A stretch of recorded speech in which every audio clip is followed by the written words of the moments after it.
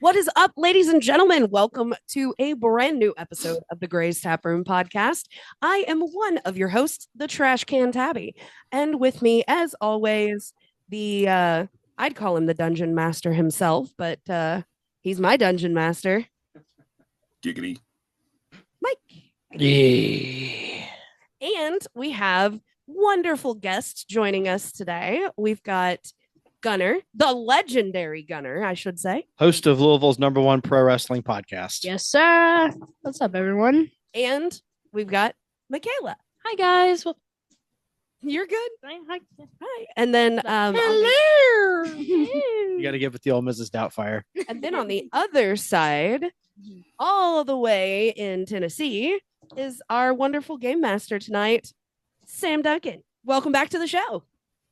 Nice to be back, guys. And nice seeing you for the first time, McKayla. No, yes, nice to meet you, man.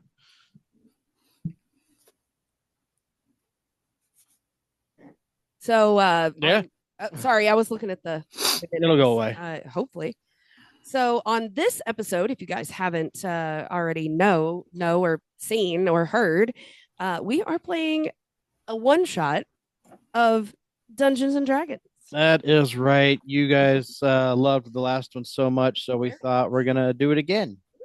And again, we're going to try and make this a quarterly occurrence and Yeah. have guest DMs, GMs, whatever you call them, on the show.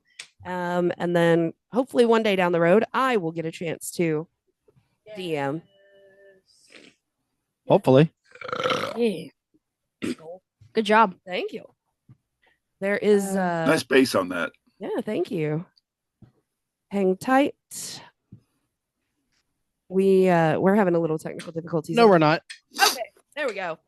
So, Duncan, do you want to go ahead and get us started, or do we want to do characters, or how you want to do this? Yeah, let's kick it off. I'd say the best way to do it is to do character introduction, since I know what you guys are called, but our listeners don't just yet. Okay. I am a hold on. Start with your name. Oh, excuse me. Yep. I am a wood elf, and I go by the name of Tucker, Of course. as in from Tucker and Dale. Yeah. My eyes don't work. Yeah, I thought it was Tucker from Red versus Blue, honestly. I don't know what that is. I'll go last for Oh. mine. Mine is best. There you go. Oh, did your brother write this? Oh, shut up. I did that half top. Oh, I'm a monk wood elf Yes. named Tucker. Who's an Outlander? I don't know what that means. I know that's a car. It makes sense in the context of the game, but we don't need to pay too much attention to it today. I drive a Subaru Outlander. I am a lesbian. Fuck it. Let's go. Let's go with it. All right. So my name is Thalia. I am a human rogue. Ooh. Okay. Like the I'm X-Men. going last. Hi. My character's name is Temric, and he is a bard paladin multiclass. Okay. Duncan. Duncan's the DM, dude. Oh, yes. My It's bad. your turn. My My. God. uh, But in a good way. Little G, I promise. If you want to use the Anyway, other go sheet, ahead, Gunnar. right there, bud. You can use that one. I am. What's your name? My name is Roman. For your ones. There you go. All right. That sounds familiar. I'm a barbarian. Mhm. My level, a barbarian dragonborn. Here you go. Look, I thought you were Dragonborn. I knew somebody was. He's a red dragonborn. Yes, I am. Ooh, exotic. Yeah. All right, are we ready to get this rig rolling, as they say on Letterkenny?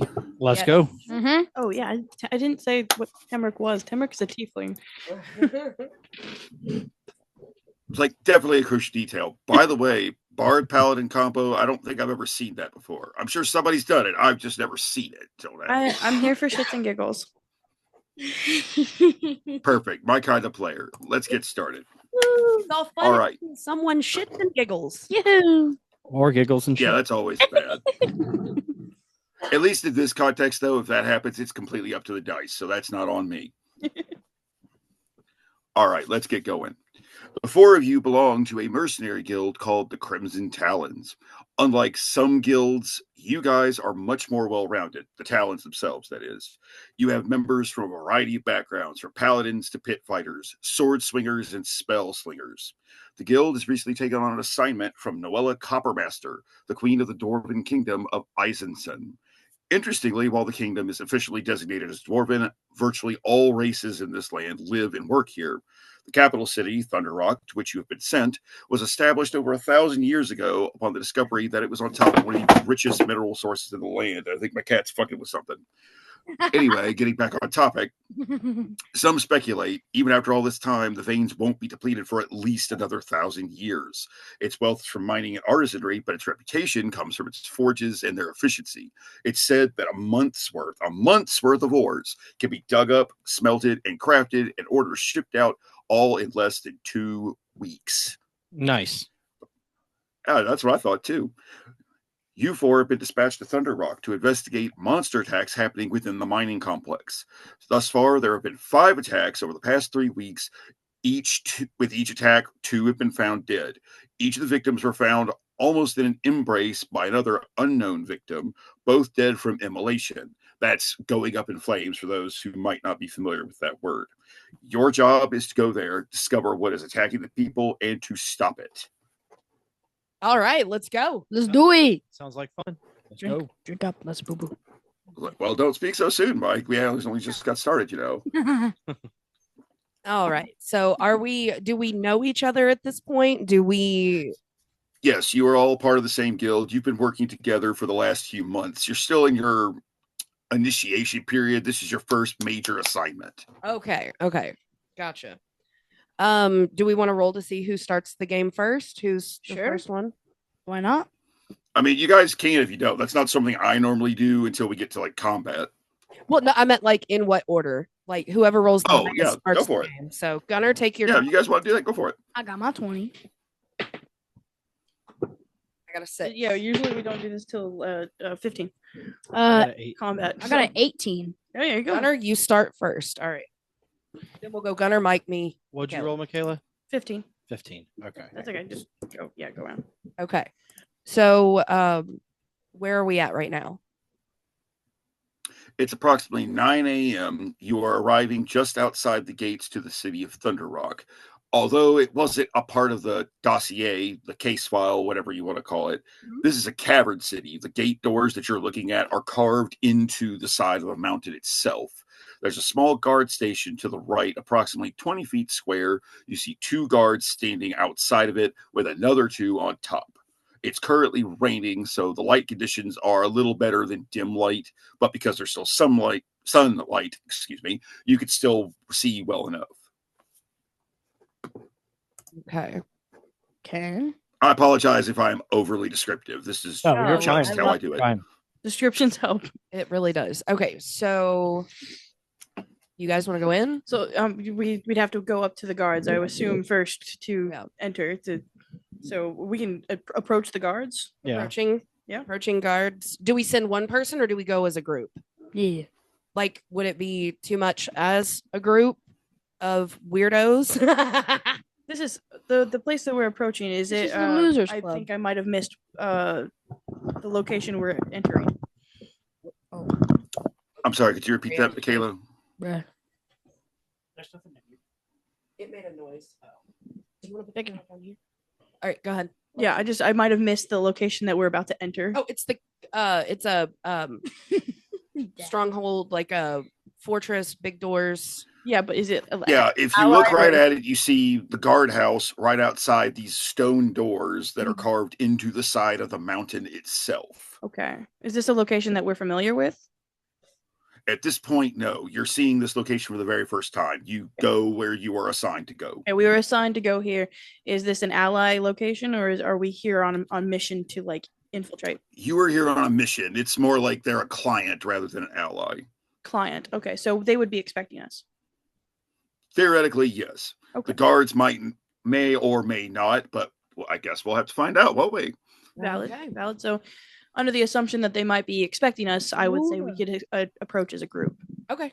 Yeah. do you want to take the lead on this one then? That's fine. Sure. We can approach the guards. Okay. Okay. As you guys said, you're approaching together. Yes, as a we group. are. Okay. As the four of you approach, sauntering swaggeringly, presumably because you're confident in your badass selves, one of the guards steps forward and goes, "Halt! What brings you here?" We have business as clientry with the people that reside here. We were sent here from our guild. It's like, one moment. This one disappears back to the guardhouse. The door is open just enough that you can see he's talking into what looks like almost a shiny crystal. Clearly, they are on the cutting edge of technology here. All right. After a few moments of using it almost like a walkie-talkie, he just saunters back out in a much more relaxed state. It's like, "You speak the truth. You are expected. We shall let you in now."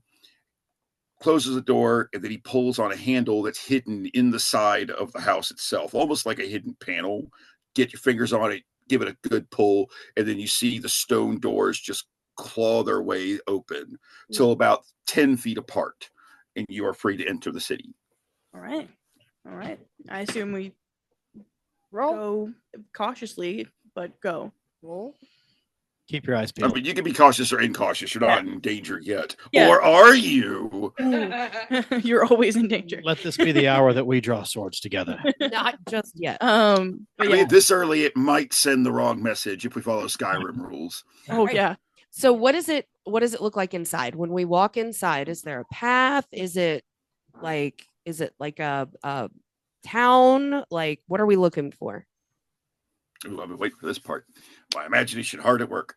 So, as these doors close behind you with a thunderous crash, you see not torchlight, but some more illuminating crystals on braziers light the path in front of you. You can see the path leading directly into the caverns. In the distance, you see this just absolutely amazingly crafted city carved into the bedrock itself. You see windows lit up in the distance, presumably by more of these crystals, but you're not really in a position to see. If you look further towards the streets, you can actually see people milling about, going about their business. But at the same time, you can almost feel a sort of tension in the air.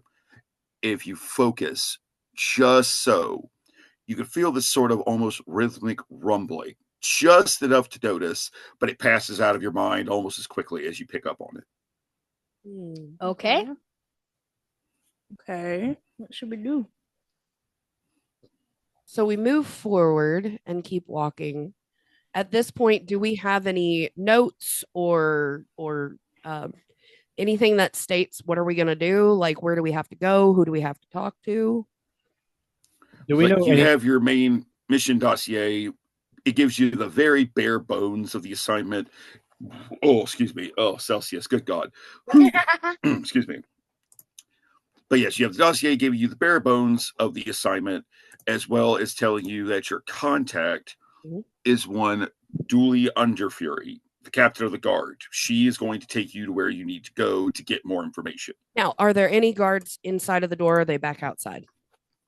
So, like, there's the guards that are still outside. Where you are now, there are not any guards in the immediate vicinity. However, you do see a small contingent of very finely armored guards, not marching, but walking towards you. It's a squad of about 3 with a very clear leader at the front.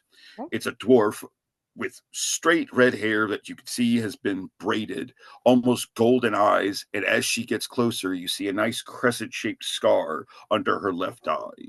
Okay, I will And approach. as Weebs. you approach, I will approach her.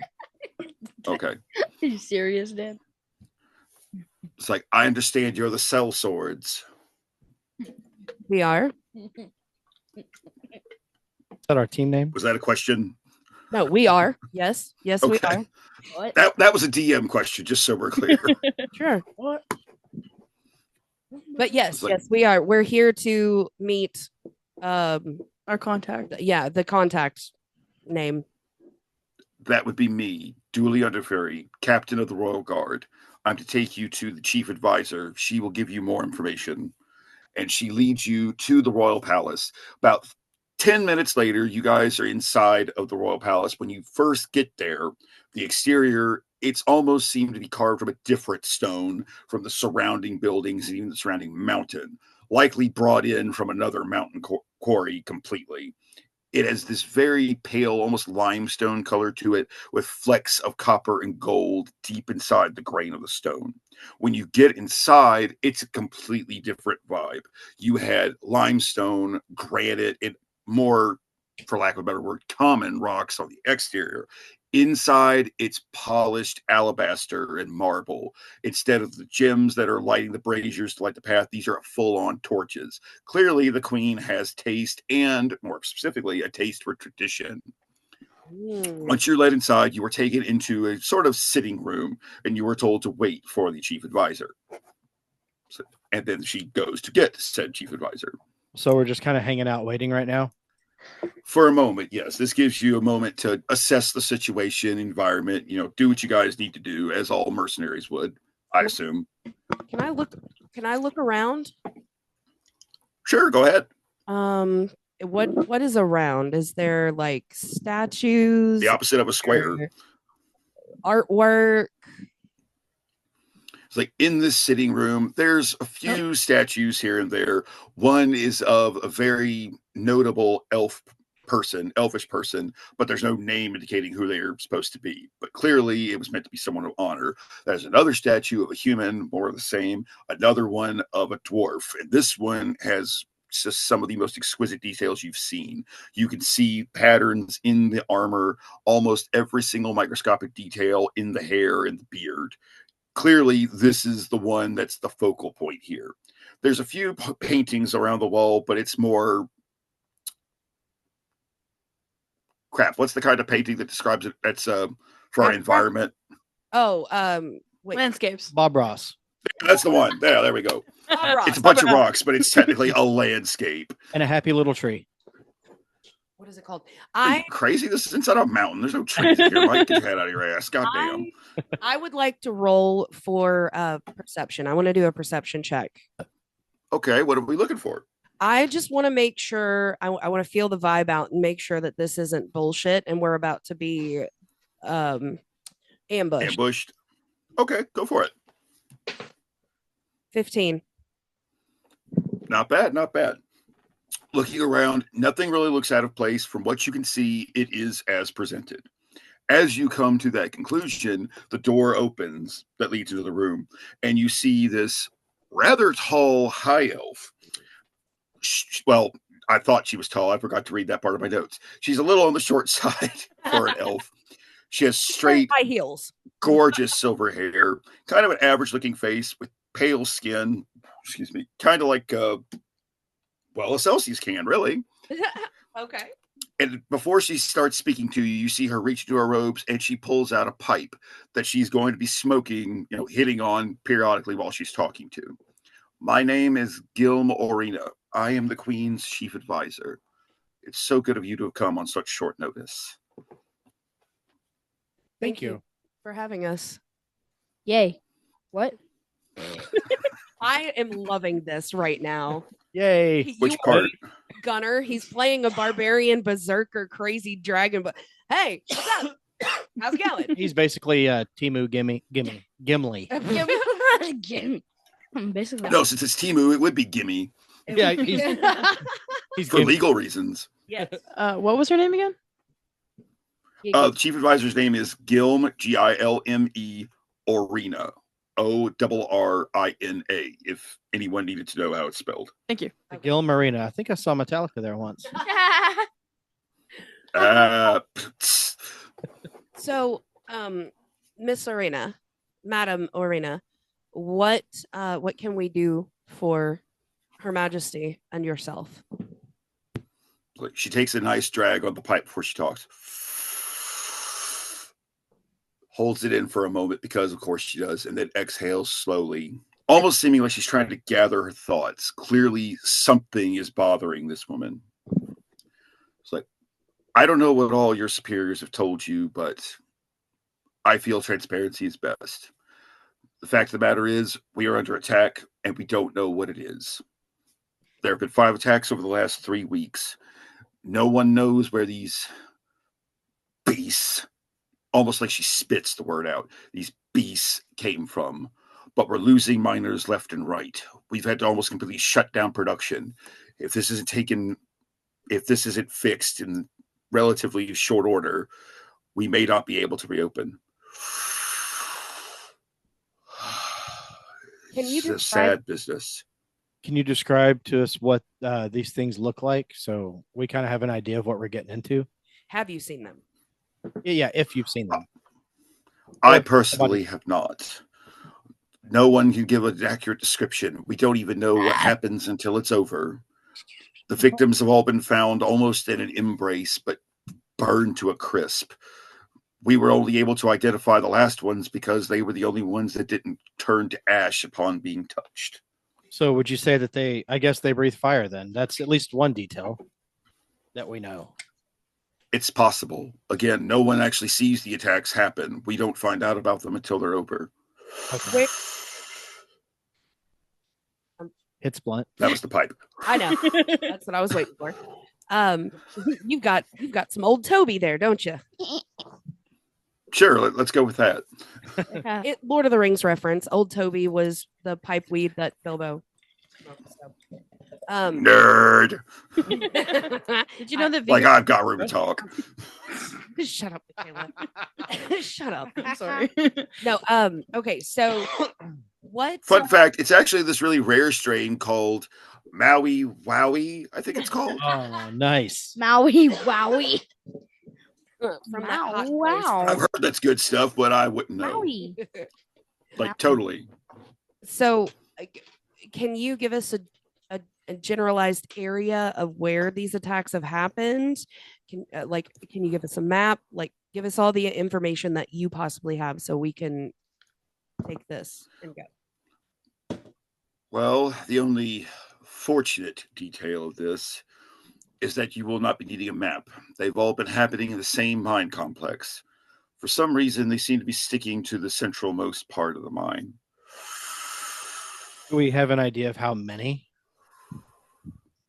We've only found 5 sites for the attacks, but we don't know exactly how many creatures we're dealing with. But this is over a course of 5 floors, 1 attack per floor. But those are just the ones we know about. How many floors are there? 5.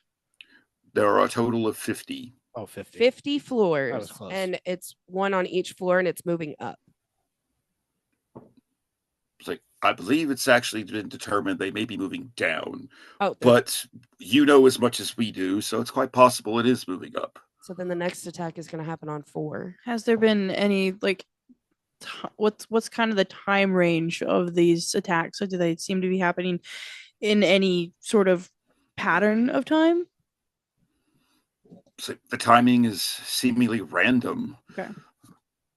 So there's been no particular time of day. The frequency is even more random than when the attacks occur themselves. All we could do is hope for the best to prepare for the worst at this point.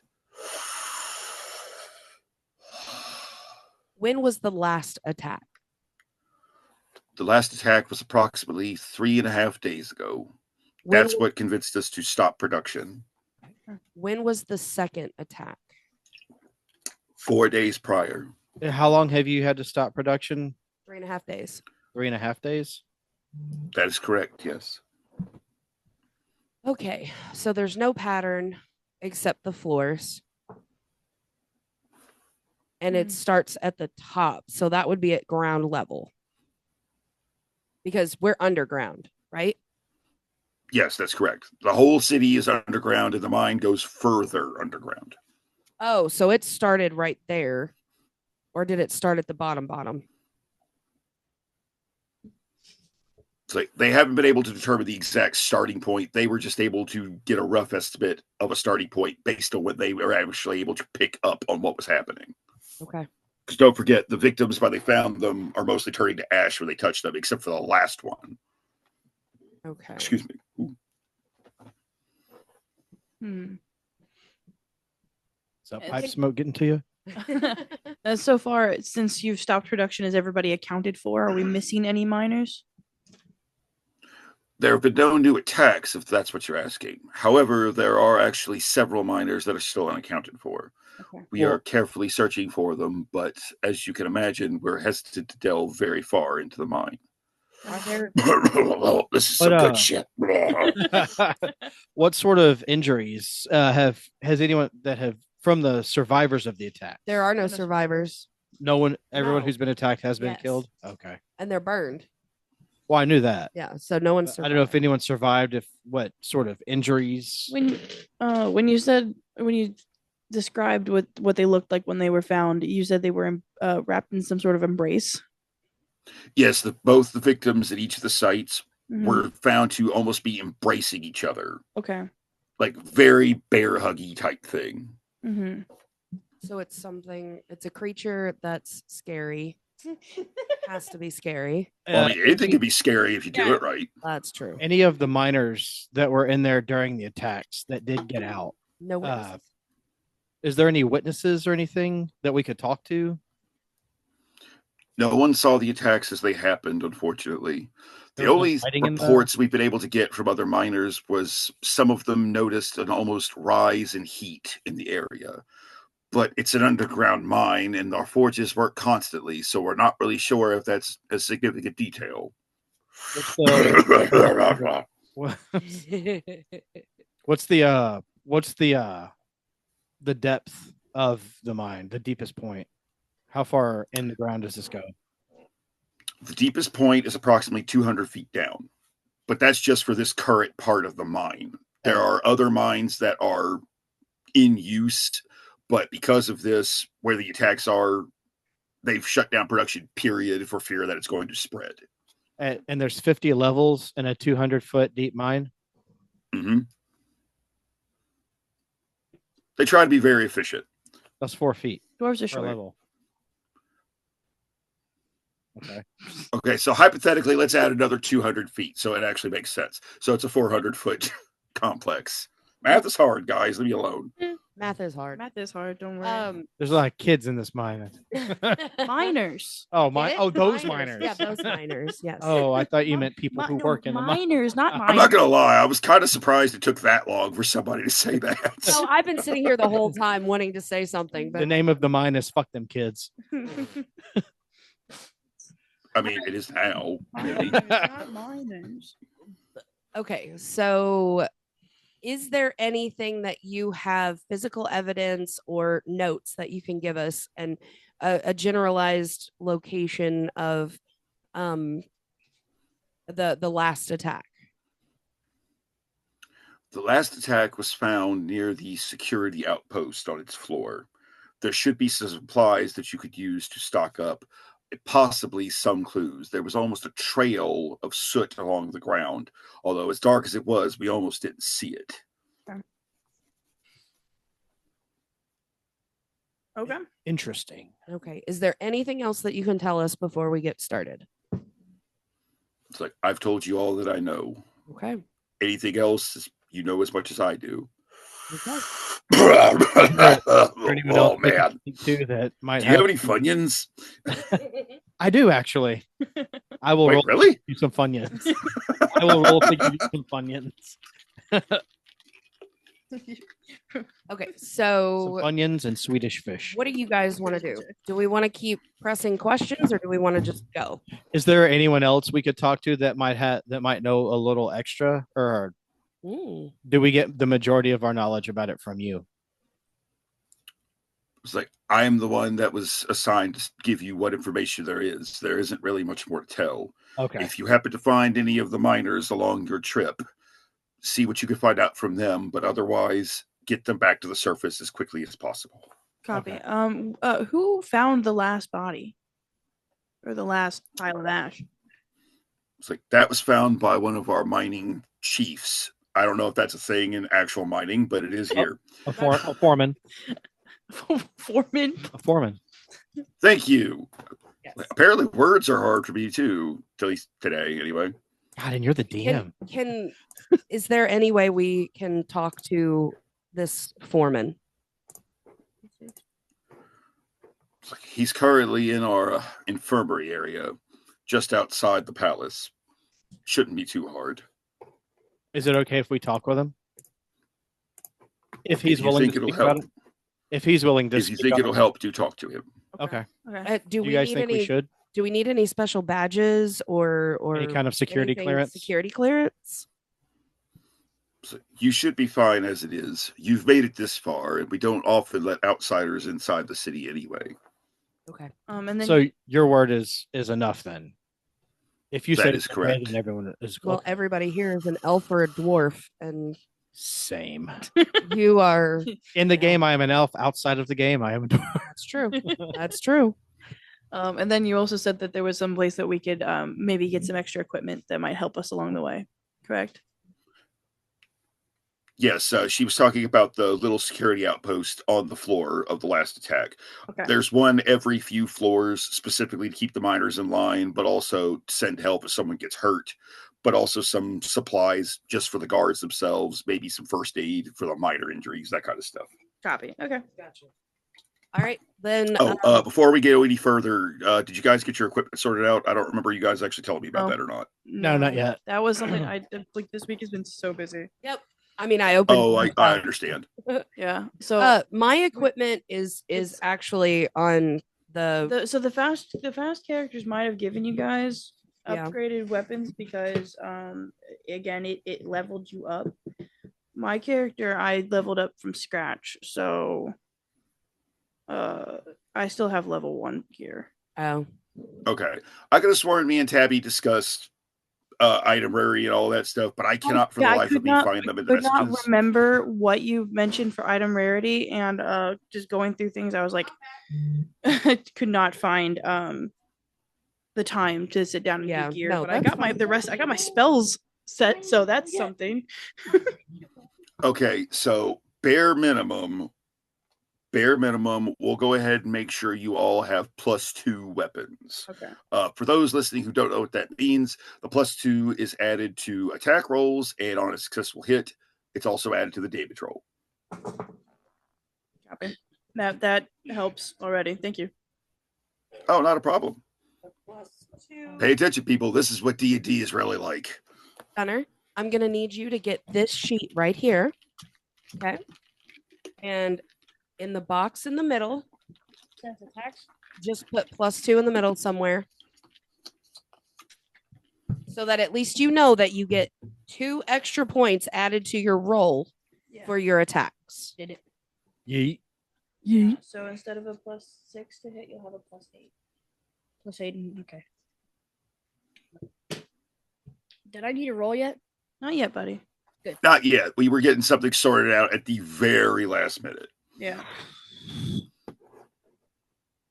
Put it right there. So that would be a 10. D10. Yeah, D10 I do and 10. need So you roll a D10 and then you add 10. I do need to add a shield to my stuff because I do have. I do have a shield on mine, I do believe. Okay. Wait, where's the I'll- adding 10 come from? No, yeah. Where do you get 10? I just put 10 hit dice, right? Oh yeah, you have 10 hit dice because you're level 10. Well, no, I Oh, had see, I thought you were still talking about weapon rolls. I was like, no, that is not right at all. No. You did the hit dice are gonna come into effect if we take a long rest. You're probably not going to be. So Or do I short just rest do I if- just leave it D10 +8? No, the +8 should not be there at all. no, Okay, so- it's not a +8. It's Well, you know what I meant. 10d8. 8. You Yeah. have, you have 10 d8. I don't know why I said +8. Yeah, but yeah, no, Yeah. yeah. All right. So for those of you listening, Mike, myself, and Gunnar have not played 5e, and we're mostly used to BRP and using percentiles. So this is a whole new experience for us. Yeah. Looking forward to it though. So far, Super so cool. excited. All right. Let's We're go. going on this journey together. We do everything as a family. That was your Doritos joke of the night. Not a sponsor. All right. So, do you guys want to go to the infirmary, or do we want to go and look at the last attack site? Let's go to the infirmary first, and then on our way, Mhm. we'll stop there and look at the last attack, and then we'll Okay. just push from there. Is everybody else cool? Now, the infirmary and the attack site, they're in opposite directions. So you'll go to one first, and then you can go to the other one. But you'll be backtracking either way if you're planning on going to both. Let's go ahead and go to the infirmary. Yeah, if you guys wanted to talk to that's the closer location. Yeah, let's do so. Okay. Infirmary first. Yep. Yeah. Infirmary. To the infirmary. Gunnar, are you okay with that? Yeah. Wait, what? So, buddy, we're gonna go to the infirmary to talk to the person that found the last body. Okay, I'm good with that. I'm good with that. And then.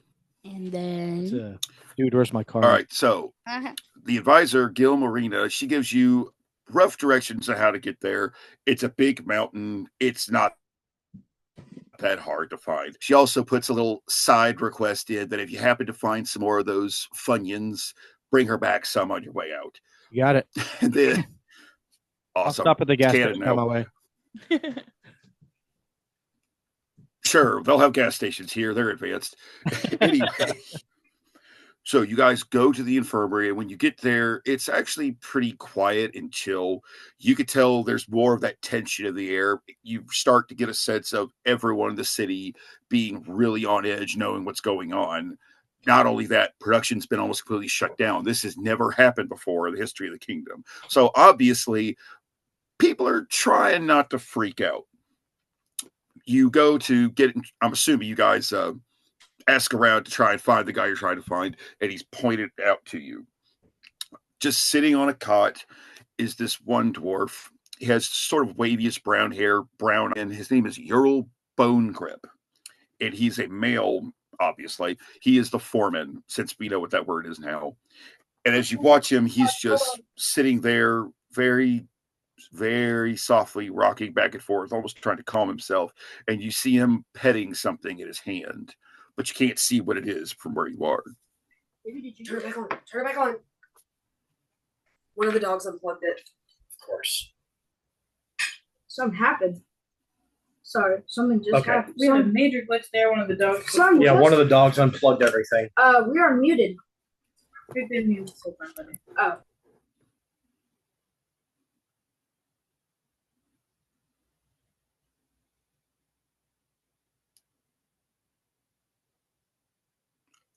Tabby, I'm not hearing you.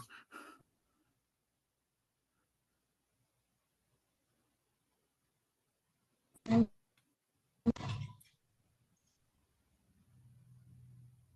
you hear us? Yeah, I can hear you now. Tabby, what about you? Because I didn't hear you earlier. No, we're good. Okay. All right. Do I need to repeat what I just said? Yes, please. Yes, all that. Sorry. Okay. So when you make it into the infirmary, you see that the vibe is much more surprisingly chill, but at the same time, you can feel more of the same tension that you were able to pick up on when you guys first got there. People are obviously trying not to freak out because of the attacks, but also production has been almost completely shut down, which has never happened before in the entire history of this kingdom. So obviously it's a serious problem. The man you're here to see, they point him out to you. It's this male mountain dwarf, obviously. He has short, wavy brown hair, brown eyes. His name is Ural Bone Grip. As you get closer, you see that he's seemingly petting something very small in his hands, but you can't see what it is.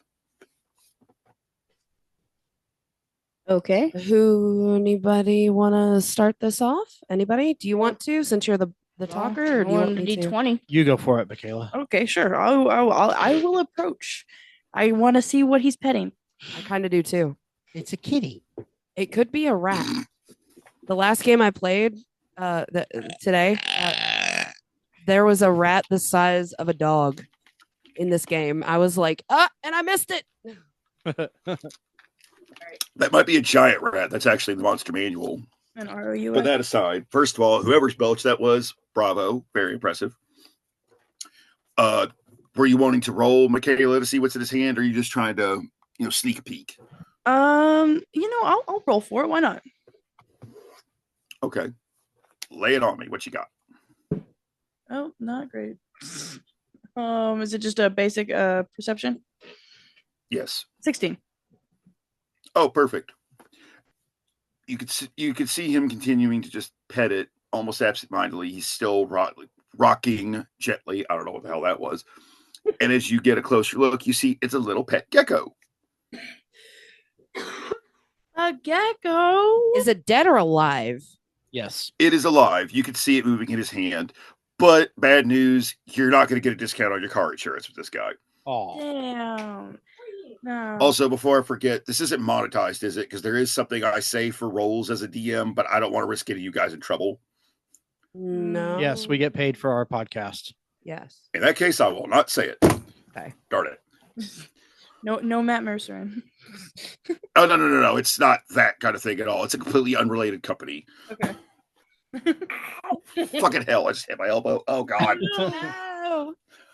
All right. So, But yes, the dwarf is petting the very much still alive gecko. Incidentally, the gecko's name is Rexy.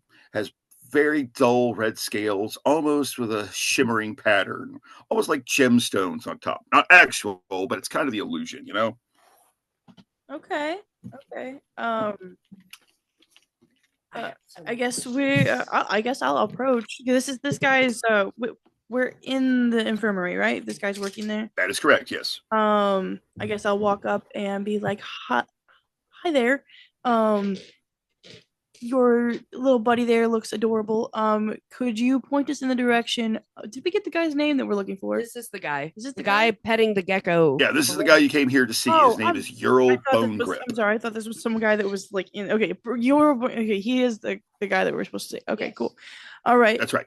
So he's cracked out. Got it. Cool. I guess I'll go up and be like, hi. We were sent by chief of staff to come and ask questions about the attack that you might have witnessed the end of and or found the results of.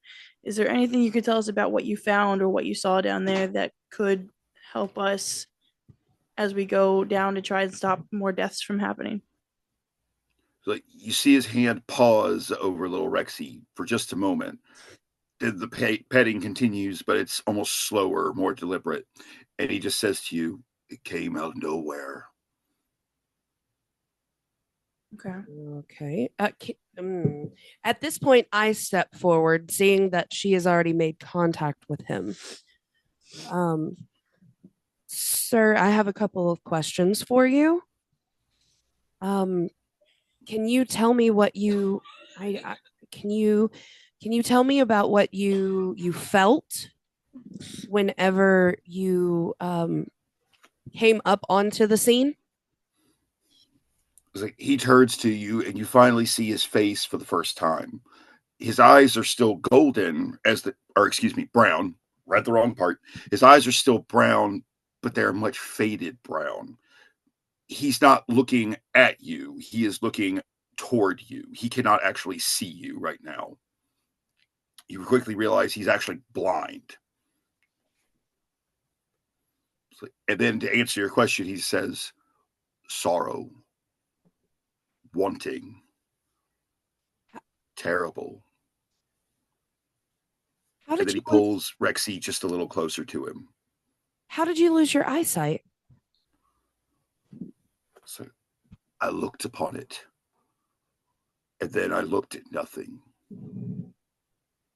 Can you describe what you looked upon? One of my miners, I heard almost, I wouldn't call it a scream, but almost a wail, choked, sudden, and then nothing. If I didn't know any better, it can't be what I heard. What was it that you heard? You can tell us. We're here to help. We're here to help. It's like he puts down Rexy as he's saying that. And as you finish saying that, he just reaches out and grabs you by your shoulders. He was crying for his mother. It's like, but that can't be it. His mother's been dead for centuries now. May I ask, how long have you had Rexy? Rexy. What'd you want with my Rexy? I don't want anything. It is a very beautiful creature. And I just want to know more about this beautiful creature that you hold.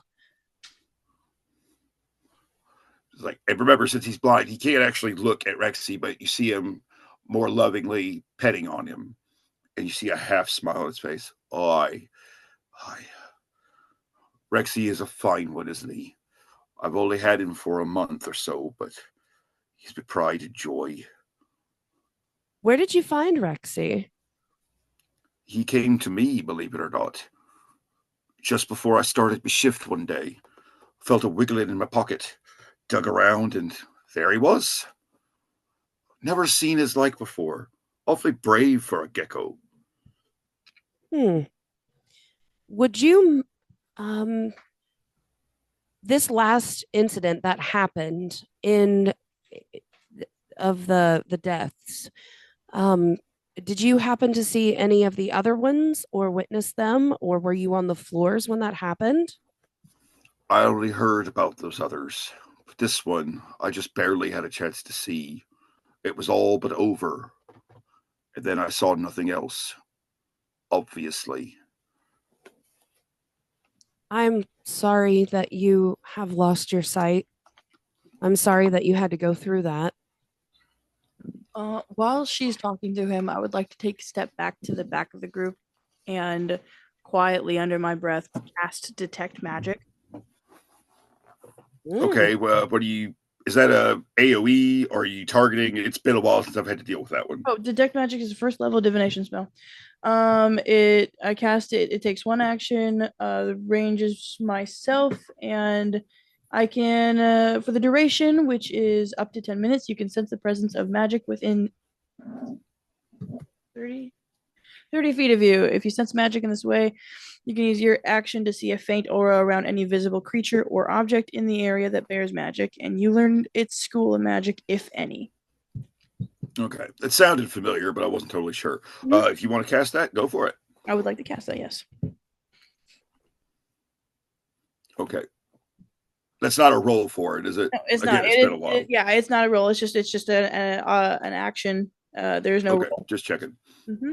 So you're not really picking up on any magic in one specific area. There's sort of ambient magic coming from the area simply because they mine a bunch of different ores, some magical, some more practical. Magical, it's more like something called mage stone. It's very heavily used in more potion creation and more practical things like copper, gold, silver, that kind of stuff. But it's very, very faint. You could pick it up as a general aura for your environment, but not anything specifically. Okay.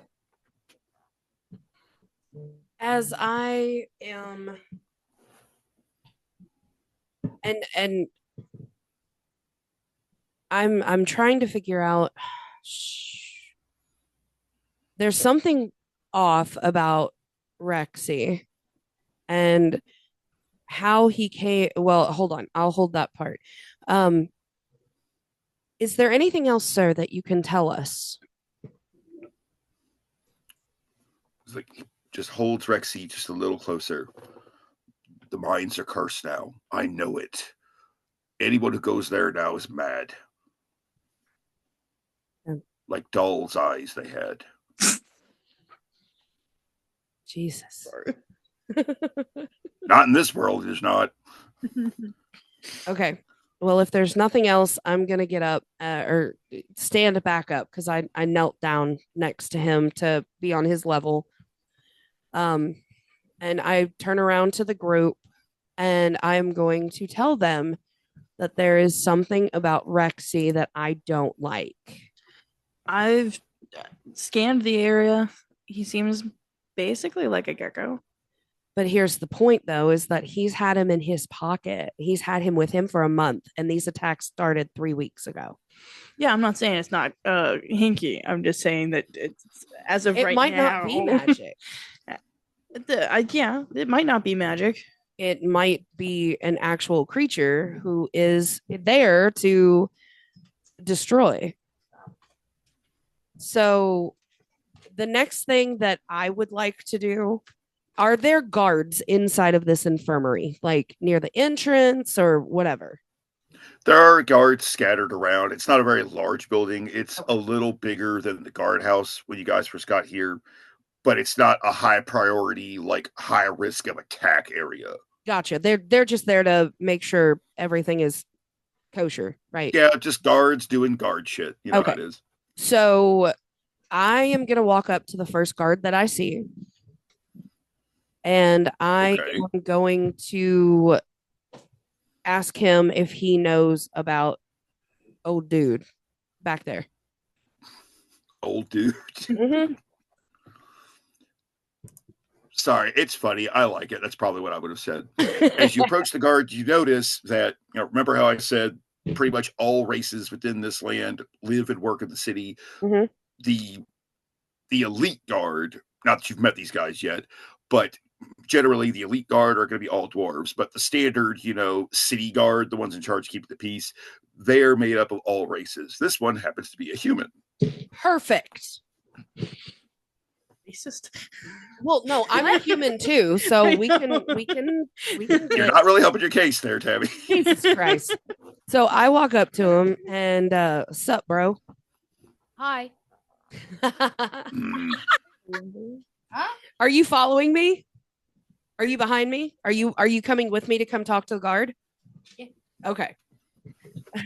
Hey, dude. I don't know if you are cool with this or whatever, but can you make sure there's somebody watching this guy and his gecko at all times, please? Yeah. I got you. You ain't going nowhere. No, You. Who? He is. He's talking to me like I'm talking to him. I'm not talking to him. I'm talking to the guard. Oh. Remember, I'm kind of. I can understand the confusion that's happened before. But yeah, you rescued the guard to have someone keep an eye on Correct. Bone Keep Grip an eye on there. him and make sure, keep an eye on the gecko at all times. Make sure the lizard is, where he is the whole time. There's something funny about it. I'll see that it's done. And then he just goes back to standing his post just like he was before you talked to him. I really don't think. I'll turn around to Roman and I'll say, What's up? I really don't think he cares. Oh, why? Because I just asked him to watch and he's not doing anything, but okay. Okay, well, then. All right, I go back to the group. Okay, I'm fine. Let's congregate and figure out what we're doing now. I say we head down. Let's and go. See what we're dealing with. Before we leave, I would like to speak with the man one last time before we leave and just tell him to, take very good care of Rexy. He seems like a good lizard. Okay. As a fellow amphibious kind of looking person. Yeah. What? That's right. I forgot about that detail on your character sheet. Yes. Somehow. I'm pointing at you He's a because good you are a boy. red dragon. But yeah, that's what your old Bone Grip says to you about Rex. He's like, he's a good boy. He And then seems just like a good continues boy. petting him. Yeah, you take very good care of him. Don't let him out of your sight. I like that. Funny, are you? I've been known to be a little funny. She is very punny. Punny. Yeah, she's punny. Get it? Punny. Uh-huh. Waka waka. Haha, that's That got him. All right, so we are gonna go to the last site of the last deaths. okay. Let's do it. All right, you leave the infirmary, you make your way to the mining complex. It's more simple, but still massive wooden doors. This is mainly for the sake of efficiency, ironically, since, let's face it, wood is going to be a lot easier to move than stone. I mean, unless it's a hardwood. There it is. Thanks, guys. Giggity. Giggity. Okay, not the direction I was trying to go, but I'll take it. That's what she said. Anyway, I cracked myself up. So these are, like I said, wooden, more simply carved doors. There's not really a whole lot of detail on them other than sort of a relief of dwarves on there because it's a dwarven mine. Go figure. You were told that the last site was found on the 4th floor of the mining complex. So with our new math, how far down would that be, Mike? What? What? math. Well, we established that it was too short with the dimensions I originally gave you, so I added an extra 200 feet. So how far down would 4 floors be? Is what I'm trying to figure out. I want to say that'd be 40 feet, because Well, if we're with an doing additional 200, that would make it 600 feet below surface. No. it was 200 below, now it's 400 below, and there's 50 levels. Oh, yeah, 50 for 8 feet. 8 feet down? No, each level is 8 feet. Okay. Whew. I know I said math is hard for me, but goddamn. No, you're just counting by fives. I swear I'm not stupid, guys. I promise. I'll take it from here, folks. Yeah, right. I'm kidding. All right. So without getting into specific depths, because apparently I'm having a stroke today, you're going down to the 4th level. Okay. As you go further, the quickest way down is to use the mining elevators. These will put you in roughly the center of each floor. So, and when you get into the elevator, presumably, it's constructed almost entirely of wood. There's some metal fittings and fastenings. And off to the left side, when you turn around and face the entrance to the elevator, there's a very convenient handle, like a lever. And it has floors numbered 1 to 100. But the 50 levels, that's the main complex. The 100 is mainly more off-limits areas to the rank and file miners and outsiders such as yourselves. And they are, of course, conveniently numbered in inlays of copper and silver. Copper for the odd numbers, silver for the evens. Okay. So we need to go. Just in case you can't tell, I really like being descriptive. Oh, it's helpful. I have aphantasia. I can't picture things, so the descriptions help. So I guess we'll move the lever to floor 4 and go look at the last site. Yes. I think it would be. What are they? Yeah, it would be 4. Yeah, 4. Yes. 1 is the next level that actually has mining, not the floor that you start on. Right. Okay. So yeah, let's go. Okay. So move the crank to 4. These loud, heavy clicks with each floor selection. When you land it in place, you lock it with this loud type noise. Let's pretend that's what it sounds like. Otherwise, it's not accurate. And with a shake, the elevator starts to move down, kind of slowly. You have some time to take in the atmosphere. Just like when you got into the sitting room hall type place where you met the chief advisor, it's mostly torches. The crystals are deemed to be too precious to use for this in the mine specifically. You could see where miners have been working, little alcoves in the rock walls, paths that have been carved out, shafts so that they can get air because, that's kind of a thing most people need. Yes. To survive. As it descends, you hear this almost rhythmic rumbling, very, very faint. Like not associated with the elevator, just so we're clear. Cough, cough. So kind of like drums or something that doesn't. It sounds very similar to a drum. Okay. So as we're descending, does it get louder? It's like down to where you guys are going, the loudness is very, very minutely incremental. It doesn't get very louder at all. You almost can't notice it until you stop on the 4th level, and that's only because the elevator stops moving. Okay. Interesting. All right. So do the doors open? Do we want to try to follow this? Well, it's more like a swing type gate that comes up to about the waist level on a human. Okay. So if you really, really want to do it the hard way, you could just, jump over it, but it does swing out to open to let you out. So you can do it the easy way too if you want. I'll do it the easy way. Let's go. Let's go scope this out. All right. So because production has been shut down, obviously there's no miners at all.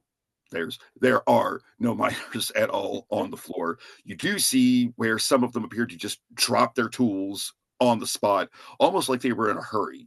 When you step out onto the floor proper, you get about 10 feet away from the elevator. The first thing you notice is an off smell, almost something that shouldn't be there. Is it a smell that we might recognize? I mean, maybe it is, maybe it isn't. It's not really up to me, is it? But if you wish to try and identify it, Yeah, go for it. could we try to identify the smell? Can we roll for Yeah, go for it. perception? Are we Simple all perception rolling or roll. just you? Everybody roll. That's entirely up to you guys. D20? If you, Yes. yeah, if you want to, That is correct, Gunnar. try for it. 20. 19. I got 20.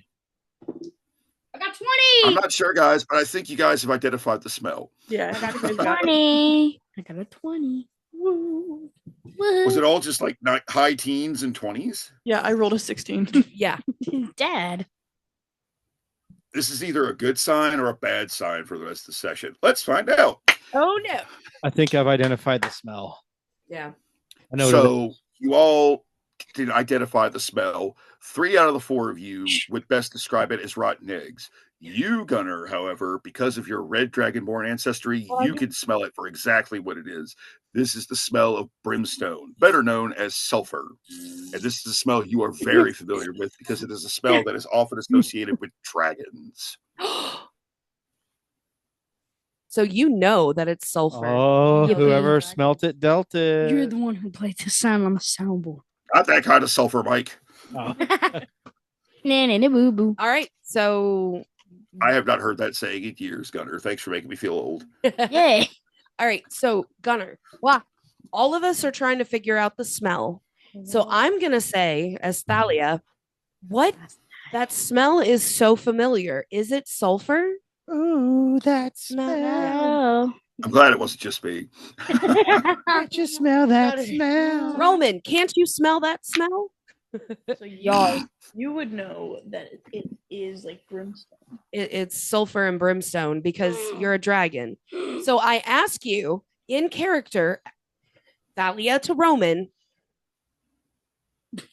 because I see your eyes light up, like you know what that smell is. It's a familiar What smell. is that smell?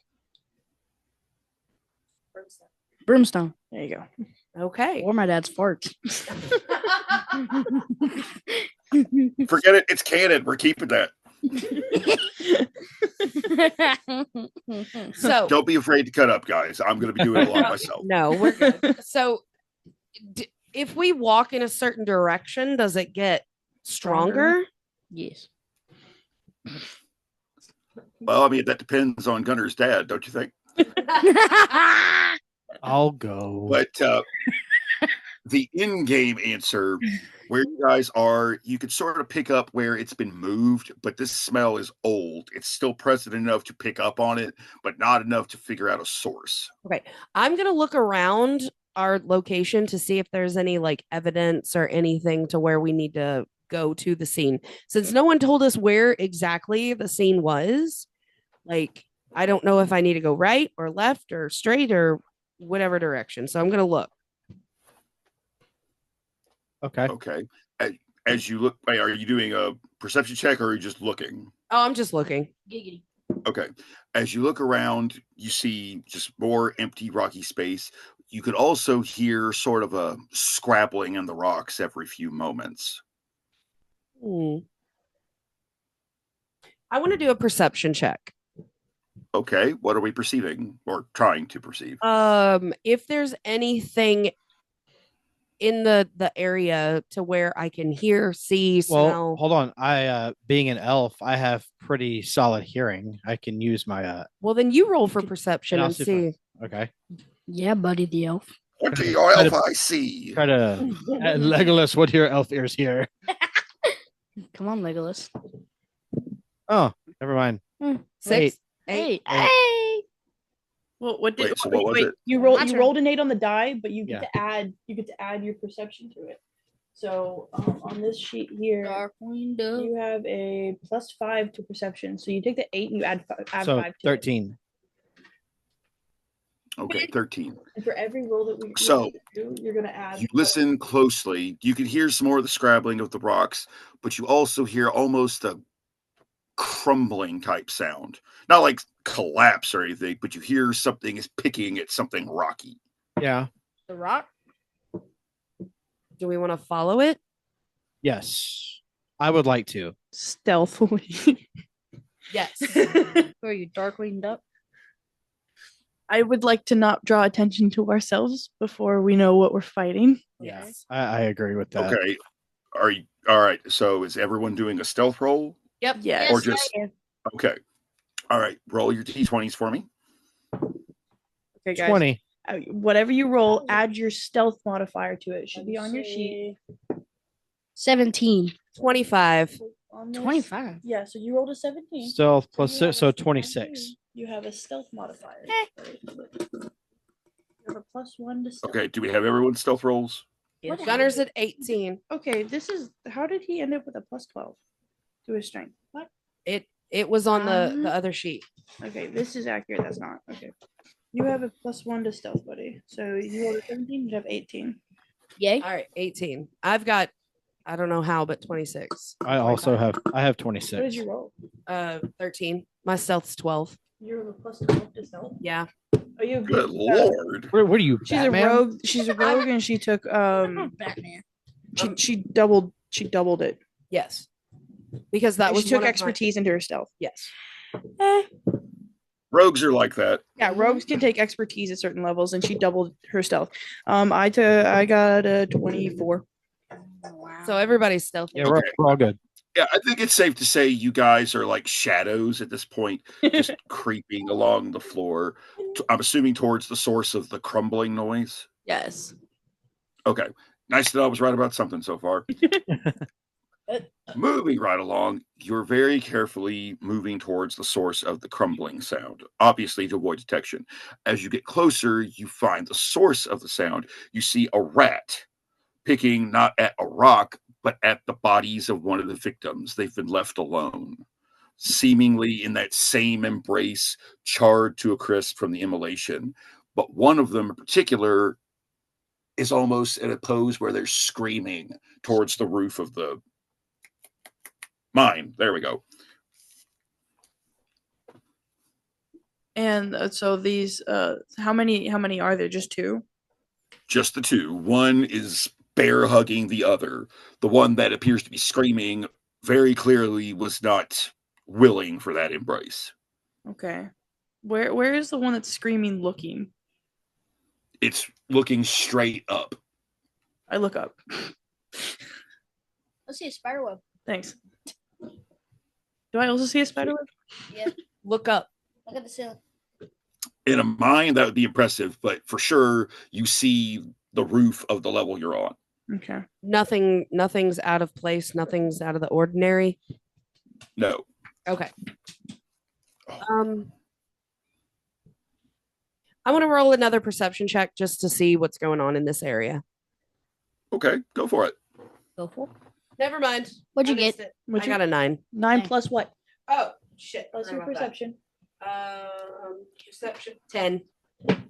Wow. Okay. Appreciate- The only other detail that you are able to notice is if you happen to look at the floor, you will see there's almost a perfect ring of soot Gotcha. from when the immolation occurred. It Oh. extends to about 5 feet out from the bodies before you actually see the most even edge. And then once you get beyond that, that's when it's more like points of soot pointing Gotcha. outward for the circle. From wherever the fire blast or blast of whatever happened, it just okay. Yeah, it was centered on the bodies, and then the soot appears or starts to appear, 5 feet away from them. That's where it's an even line, almost a perfect circle. Okay. And once you get beyond that line, it just extends outward in streaks. So can we follow from where like the point of contact backwards to see like that generalized area of where it would have came from? You would first have to find where, something leading you to where it came from first. But yes, theoretically, you can do that. Okay. Do you know Because what what I've described so So- far is just the immediate location of where the bodies are. So say I'm right here and Mhm. I blast something towards you Mhm. and there's something showing that You're talking about like angle. a hole in the wall, like a hole in the soot behind where they are. yes, or it like wherever the angle is that hit them. Yeah. So like if you throw paint at a wall, but you had a person in between, the paint's gonna end up on the wall, but there's gonna be a person-sized hole Right. Like to see where the angle was, where it was. Yeah. Okay, if you want to do another perception check, you go right ahead. Oh, that hurt. 12, 13. Okay. For what you could tell, it didn't come from a specific angle. It just happened on the spot. However, upon closer inspection of the floor just outside the circle, you do notice very thin lines, almost squiggles on the rock floor of more soot leading away from the site. Not the direction you guys just came from, but the opposite direction. Can we investigate the? Do you have an idea, or can I go? Yeah, go. I have an idea, but you go ahead. Okay. Can we investigate the bodies, not touch them, but to see if there might be something on them, or around them, or near them? Yes, you could do that. Okay. You want me to roll for it? Yes, if you're looking for anything particular, they definitely perception. 17 or 18. Excuse me, I meant to say investigation. Are you looking for anything specific, or are you just seeing what you can find? I want to look at the guy who's hugging the other guy. Like, is there something different about him? If the one guy was like screaming and pushing him away, then why was the guy hugging? So, was it a suicide mission? Like, getting a closer look at the bodies, you see it really was basically a bear hug. So much so that the other victim's arms are basically almost completely at his sides. So pushing wasn't really an option. But what really gets you is that despite the fact they're both burned to a crisp, the second victim, very few details, most of the teeth missing because of the intense heat. But the one doing the hug, you could actually make out facial features on this guy. This was an elvish miner, and his face is just very passive. what was your thoughts, McKayla? Is there any way I could get a closer look at the squiggles? Closer look at the what? The squiggles. Yeah, go for it. Leaving the soot. And see if maybe they look like anything specific. Yes, you could do that. Scribbles. What would that be? Would that be investigation or perception? Yes, that would be investigation. Yeah. Well, 11. You want me to roll for investigation? Do you get on all fours, kind of be sniffing it out? Do you crouch down and kneel? How do you want to do that? I would like to. I would like to get up real close, almost on all fours, lean down and kind of trying to follow the trail a little bit and kind of trying to figure out what could have made this little trail. Okay. So as you get close, really take in, give it a good sniff, maybe. I don't know, no judging. You realize these aren't just random marks. These are shambling footsteps, dragging their feet, almost like a zombie. From what you could tell, they came from the bear hug guy. Okay. So they came from the bear hug guy. Mm-hmm. He shambles. So is it going inward to the? Yes, it was shambling towards where the site was, from what you could see. Okay. Or is, where the site is, excuse me. So almost like maybe he was ashy before it happened, completely started, even more so, right? He was giving off, possibly, yes, giving off that ash and brimstone before they both perished, or the event came to completion. Got it. Nice. Very astute. I will relay that back to you guys, Tabs, if you didn't hear. Okay, so basically, it looks like the footsteps, the squiggles are more like dragging footsteps that are entering the area where it's all burned. And they more than likely belong to the guy that is bear hugging the other guy. Right, which is why yeah, so it's likely that he was on fire or spewing this brimstone or dropping this brimstone before the whole event happened. So he's the cause of it. Whatever started here started with him. So how far away from this center do these tracks go back? Like up to where you were looking by the time you came to conclusion, that's about 15 feet away. Mhm. At that same point, if you go to that 15-foot mark, you can see that it extends further into a darker part. But you're also, in this moment, distracted by much more quickened scrabbling noises coming from behind you. And I need all of you to roll initiative for me, Oh please. crap. Okay, everybody. Everybody rolls. Well, we're waiting on Tabitha. Okay. Okay, so to roll for initiative, roll your D20. That's right. And Yes, then you boss. will have a initiative number on your papers. Mike, you have a +2. Okay. Gunnar, you have a +1. Tabs, you have a +4 because you have really high dex. Yep.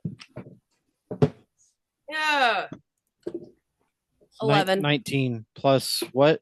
What do I have? You have a +2 to your initiative right there. +2.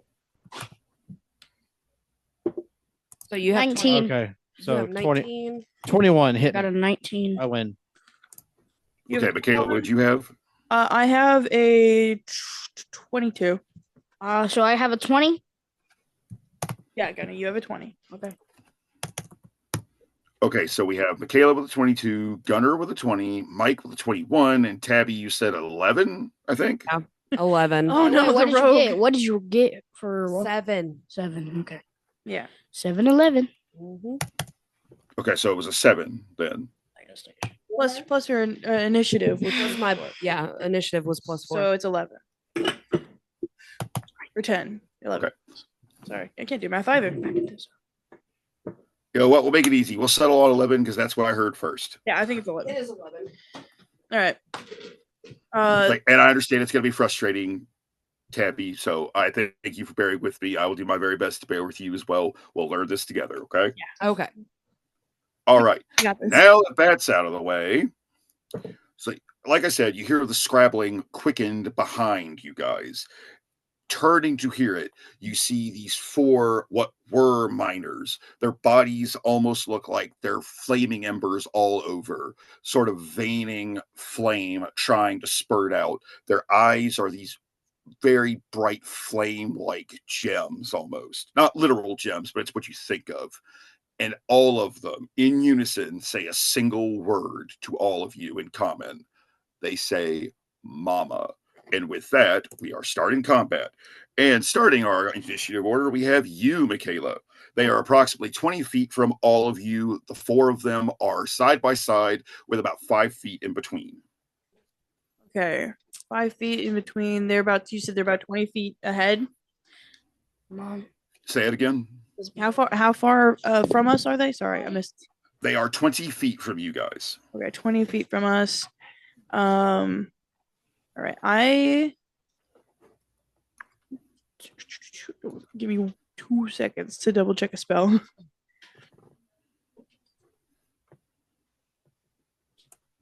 Okay. So how close? Sorry, I have a hard time visualizing. How close That's okay. are we together? Like, are we all like within like 5 feet of each other? Like us. Presumably you are, since they caught you not surprise round unawares, but you were all closer together, unless you were away from them, if you prefer, like going over the footsteps. There we go. But you were also relaying the information, so you would all be fairly close together, I would imagine. So easily a minimum of 5 feet apart. Okay. Could I use a bonus action to say something before I continue on with my attack? That I think would actually be classified as a free action. Free action. Some DMs are different. So I wanted to double check. I'm a very big rule of cool DM for the record. So well, cool. I try to use both, but rule of cool is superior in my opinion. Fair. Well, for my free action, then I'm just gonna holler, "Don't let them touch you." Okay. And I will try and run. I'm going to actually cast a spell if I can find my spells. Yeah, that'd probably be a good starting point. Yeah, it's the word, and I'm going to cast I'm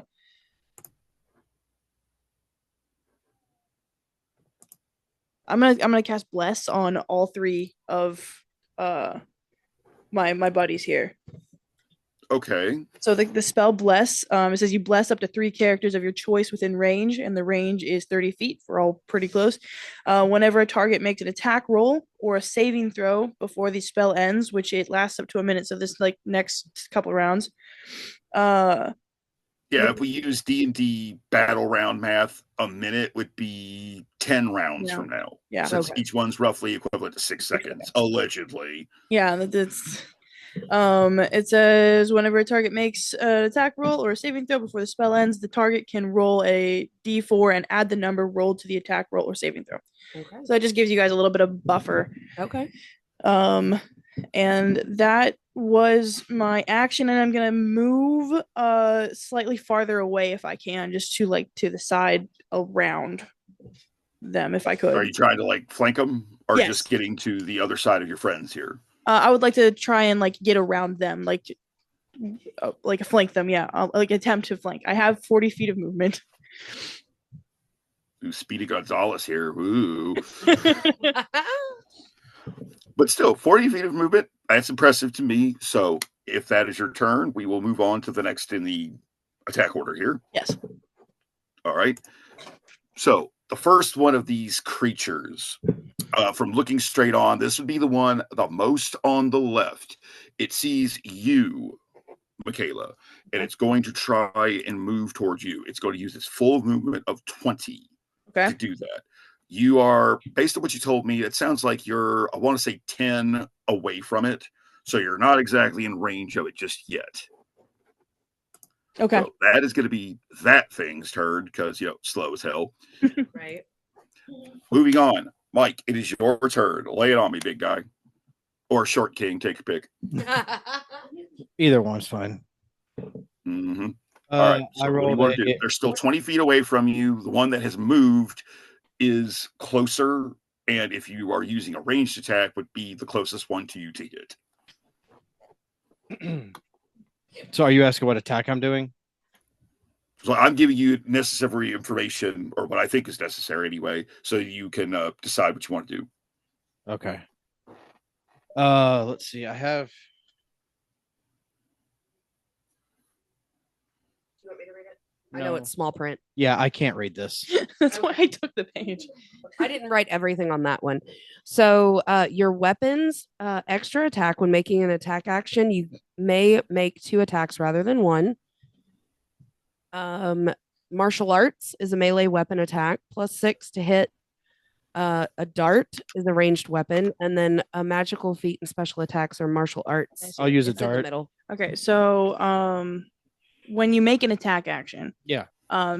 You can make 2 attacks. I know. Okay, so that's just, you have to make an attack action first, and then you get multiple attacks. Yeah.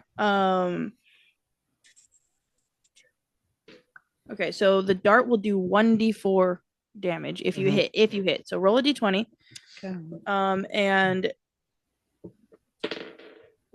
add +6 to that. So it'll be 22. 22 to hit. Okay. Was that a nat 20 or just a really high roll, out of curiosity? It's a high roll. Yeah, high roll +6. Yeah. Okay, did everyone remember to apply the +2 weapons thing? Because that would apply an extra 2 if you haven't already. Although then it'll be a +8. So it'd be Okay. 24. Yeah, So 24. And then if that hits, you do 1d4 +2 piercing damage. So you would roll a d4 and you would add 2 to that. Now the +2, is that because of the weapon, or is that with the +2 weapon? Oh, that's because of the weapon. I'm sorry. I Yeah. keep forgetting the So +2, 4. so +4. It's okay. It was a last minute detail. I just want to make sure everything's accurate. Yeah. Does it make it harder for me? Possibly. So- But I want to make sure you guys do the best job possible. There. 7. Yeah. So I rolled a 3, so +4 is 7. Okay, well, it does hit, and you said it did 7 damage? Yeah. Okay. No elemental type stuff, right? Right. All right. So you throw the dart. I'm assuming this was at the one that has moved so far. Yes. Okay, good. I'm thinking the right way. So you fling your dart at this particular creature. It nails it right in the center. You see a very small spurt of flame coming from the side of the dart. It's not damaged, your dart, but you may want to consider getting it out of him if you can. Okay. On top of the flames, you see it almost sort of cave in a little bit, crumbling, almost like charcoal, or at least trying to. Okay. All right. Unless you want to use your movement, is that your turn, or did you use your movement? No, I didn't. Okay. If you want to move, go ahead. If you want to stay put, you can do that too. If there's any bonus actions that you want to use, you can do that as well. Well, you said I should probably try to get my dart back. Yes. I'll do that. Okay. So you can get close to him. Since you used your attack, that's your action. You'll be able to reclaim the dart unless you have spares. And it's not like an immediate concern, but you won't be able to get your dart back until your next turn in the next round. Okay. So if you want to move closer, that's fine. He's not going to do anything else this round. Yeah, I'll do that. All right. Sounds good. So you use your movement to get, I'm assuming, right in front of him. All right. So that would put you... That puts you a little less than 20 feet in terms of your movement speed. Okay. So you're good to go on that score. Okay. All right. If that is your turn, Mike. Mm-hmm. All right. G-Man, Gunnar, it is your turn. What do you want to do, big guy?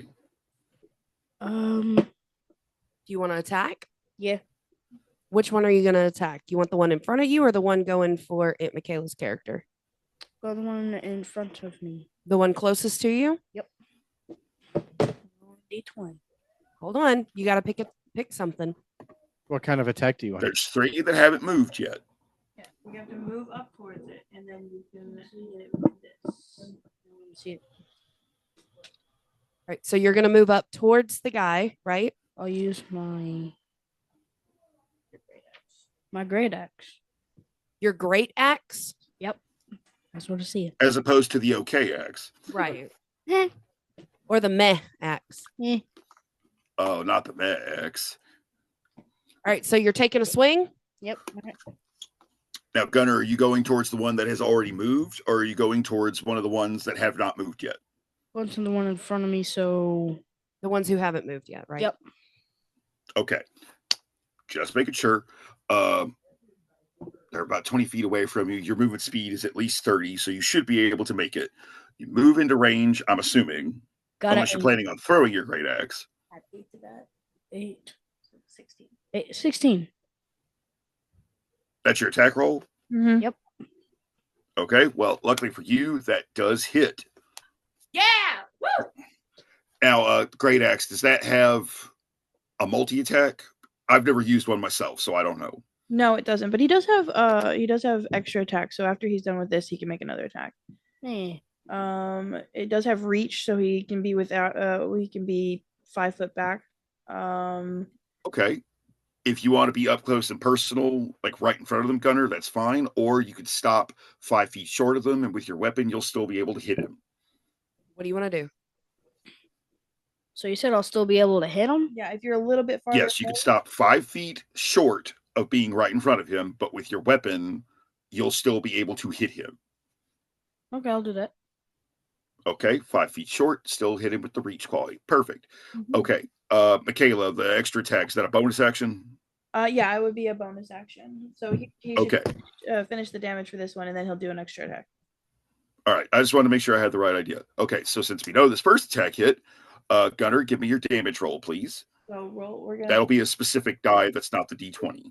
12, which is this one, buddy.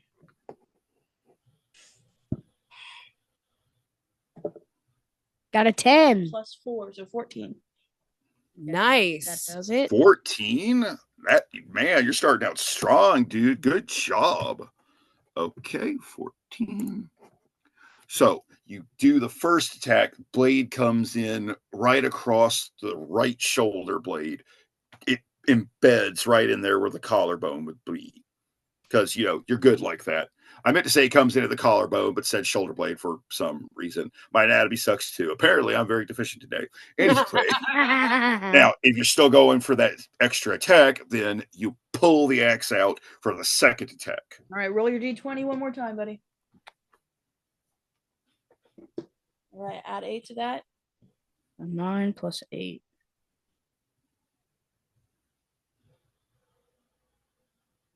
17. There you go. That also hits. Nope. Give me another damage roll, big guy. Roll the the 12 again. There you go. Okay, well, Roll the 12. Yeah. I'm doing that. Big numbers, big numbers. Let's go. 6. Plus 4 is 10. Nice. 10. Another 10. Another 10 damage. Mm-hmm. Yep. Okay, very good. We're off to a great start for this. Yeah, taking him out. You're not even raging yet. High five. Ooh. Yeah, I know. That's the really impressive part. Gunnar, did you want this second attack to be done a certain way, or do you want to leave that up to me? Do you want to come up with an idea of how the second attack is going to happen with your axe? Sure. Okay, tell us. What's it look like? What does it look like? What kind of So- attack does it look like? So I swing in like this. You And got to talk loud and get. So I swing in like this, and I try to hit him in the stomach. Well, no. Are you going with like the tip of the You know, blade actually- or the full cutting edge? You know what? Actually, just leave it up to you instead. Okay. I changed my mind. Okay, you've given me plenty to work with. So you decide you want to try something different, and you're going to go for a swing with both of your hands about the middle of the haft. I have no idea if this is actually working in real life, but this is how it's happening here. And you go for the stomach, and it bends just like the first one did. You get a real good look at the crumbling and the spurting flame, and then you pull the blade back out, and there's more flame spurting out. A little bit bigger. This thing is very clearly hurting. Since you've used your movement and your main and extra attack, that should be your turn, unless there's something else he can do. I'm not very proficient with I barbarians. don't believe so. I believe that's it. Okay, moving right along. McKayla's turn. Actually, right now, it is the second creature in the lineup's turn, specifically the one that Gunnar just attacked. Nice. Now, just so we're clear, Gunnar, I don't want you to feel targeted. This thing is attacking you because you just hit it, okay? It's not that intelligent, full disclosure. So it's going after the most immediate threat, okay? Okay. All right, just want to make sure you understand that. Okay, so it's going to close the gap a little bit, that massive 5-foot gap, and it is going to make an attack at you with its pickaxe. You see that it's carrying one in each hand. Or excuse me, no, I read that wrong. It only has one. Look, I need an eye appointment. Leave me alone, okay? Hey, at least I can admit that, okay? Hey, I'm the only one. All right, Gunnar, does a 13 hit by any chance? Does a 13 hit? Yes. Your armor class is Let's go. 12. So a 13 does hit. Cool. It does? It Okay. does. His That's it. class is 12. All right, in that case, What does he get? I'm dead on. now before we go any further, I forgot to read, this is a multi-attack. So I'll have to roll again. Your first attack against you hits for 8 damage. 8 damage. So what we're going to do is in this section here, we're going to write. Okay. Okay. Okay, and now for that second attack, I'm going to take a big fat guess and say that a 3 does not hit. Correct. A 3 does not hit. Let's go. Oh, darn. So for the second attack, Womp womp crying. with the pickaxe, it just whiffs it. Clearly, this thing can still feel some pain, and it's affecting its efficiency in battle. Let's put it that way. Okay. And that's the end of that turn. Now it's time for the rightmost critter. He's going to move to where he is 5 feet away from the one that just attacked Gunnar. That is all he can do. Okay. Good deal. Good deal. All Good right, deal. so no one else is being attacked just yet. With that in mind, Tabby, it is now your turn. What do you want to do? So my location is Roman is in front of me. Mhm. McKayla's character, is he to the right or the left? I Move to the assume left. she went, or excuse me, I assume Michaela's character went to the left side to try and flank, but I don't think a direction was actually ever said. Okay, and then these creatures, Mhm. there are 2 in front of Gunnar's character, right? Yep. One right in front of, the other right behind that one. Okay. So no one else is going to be attacked except Gunnar's character right now. No one's in immediate danger but Gunnar. correct remember. That's right. Okay.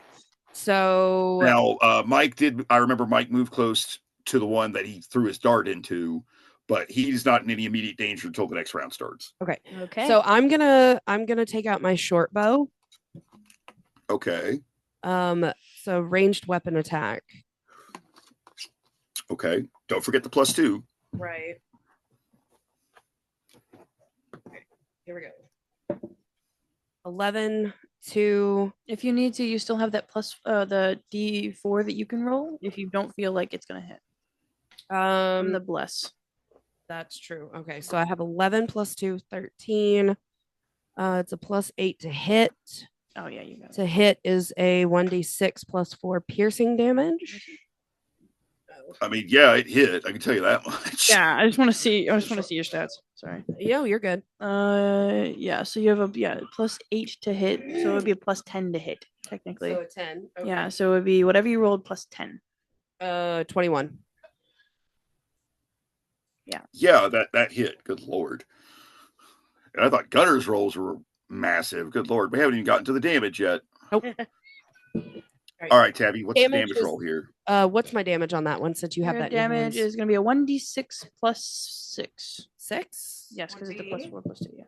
2, 6, 8. So whopping 8 damage. Which one are you shooting at? Okay, so the one in front of Gunner, the one is directly behind. Is there any angle or anything to where the one behind the other one that's in front of Gunner's character is? Like, are you asking, is he obstructed? Yes, like I know that the one is in front of Gunner that's about to attack him, but then the one who's not hurt is behind the one that's in front of Gunner. Is there an Okay. angle? Like, is he kind of off to the side or is he directly behind him? He's off to the side. If you wanted to call a shot on this critter's right arm, then you would run into a problem. But since you're not getting into that specific of a shot, currently it's a open line of sight right here. Open line of sight to the one behind the one in front of Gunner. That's right. Then open line, I want to shoot for that one. And I want to shoot him straight in the heart. Okay, not bad. It was a hit, and the damage was a total of what? 8. 8. Okay. Because I know he's at full strength and he's probably going to go for Roman. And I can't let that happen.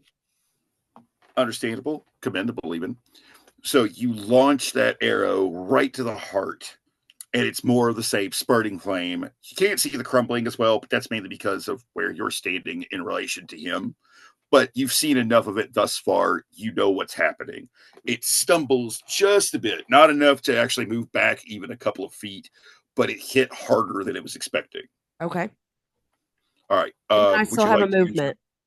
Yeah, that was going to be my question. Movement, bonus actions, do you have them? I don't know. We'll see. I can't. Bonus actions. I don't think I do. Yeah, you do. Hold up. So movement wise, I'm going to move a little bit. I'm going to move closer to Roman just because I know that there's still 2 of them in front of him. Okay.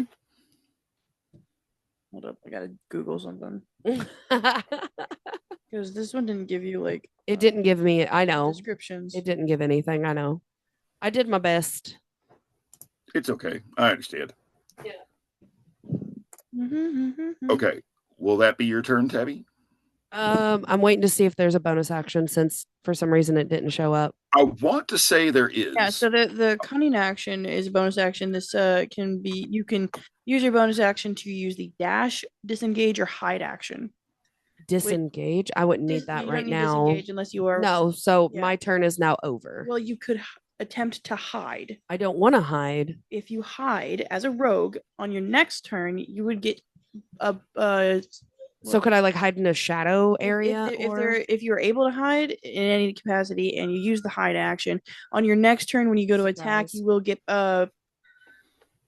what is it? Not disadvantage, but the other one. Advantage? You get Yes, advantage on advantage, your attack because you are a rogue. You get advantage when you are stealth. Okay. Sneak attack. All You get right. sneak attack damage. So okay. So hide. Cool. Let's do a Okay. hide. Use cunning action, would that be a bonus action, or is that just cunning something action rogues is can do? cunning action is a bonus action. It allows the rogue to use a bonus action to take the dash action, a disengage action, or the hide action as a bonus action on their turn. And Tabby, you said you'd want to use this to hide, correct? Yeah, so she would Yes. still have to roll a stealth check. Well, obviously, yes.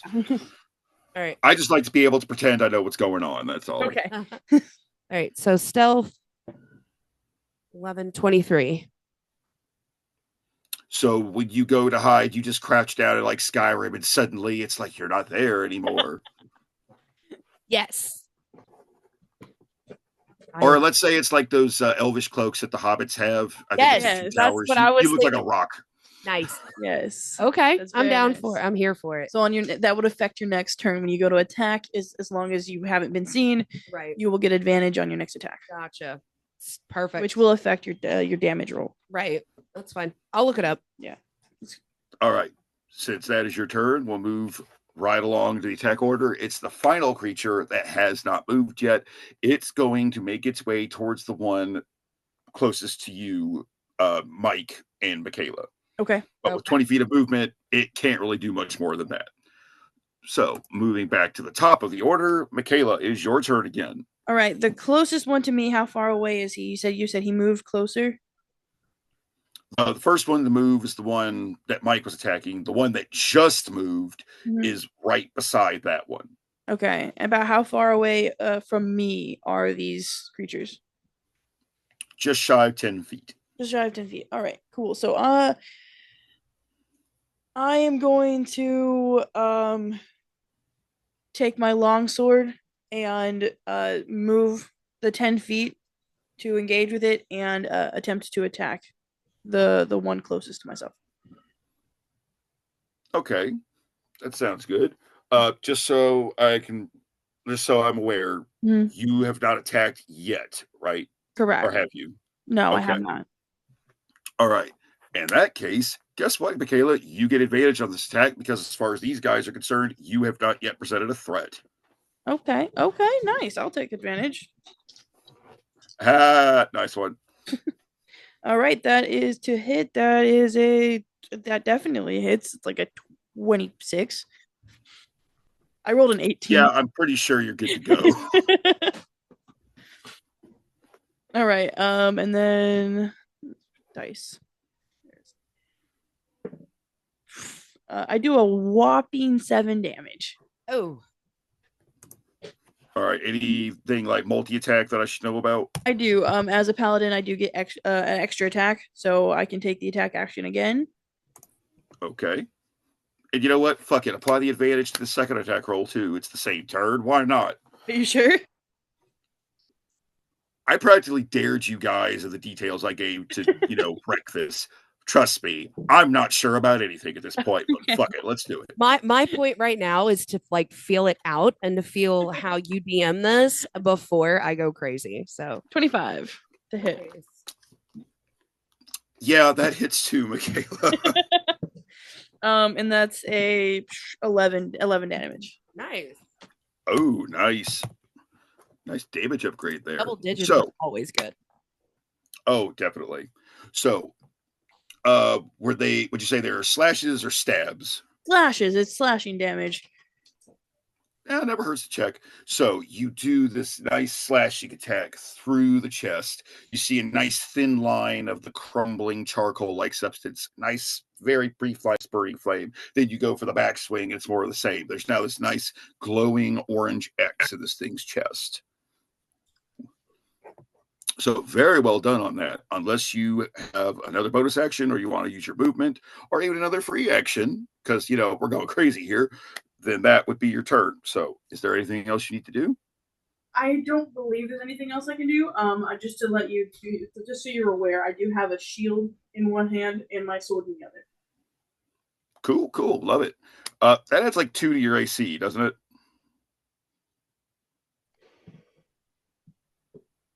I think. There you are. Okay. Could you? All right. So, Yeah. Could you repeat what you said? I'm sorry. it's okay. Like I wasn't sure you heard me. Like something went wrong because I Yeah, something asked, came and then there unplugged. was like silence. Yeah, something came unplugged again. The dogs keep unplugging everything. I'm sensing a theme here. Well, then, moving right along, it is now the first creature's turn, the one that has been attacked by Mike and McKayla both. So now that it is being presented by threats on both sides, going forward, if you guys attack while staying in place, you will have flanking, which means you will both have advantage on attacks against this one creature while you are within 5 feet of each other, which currently you are. But for now, this is this thing's turn. McKayla, it's going to take a swing at you with its pickaxe since, you kind of just carved a nice X at its chest.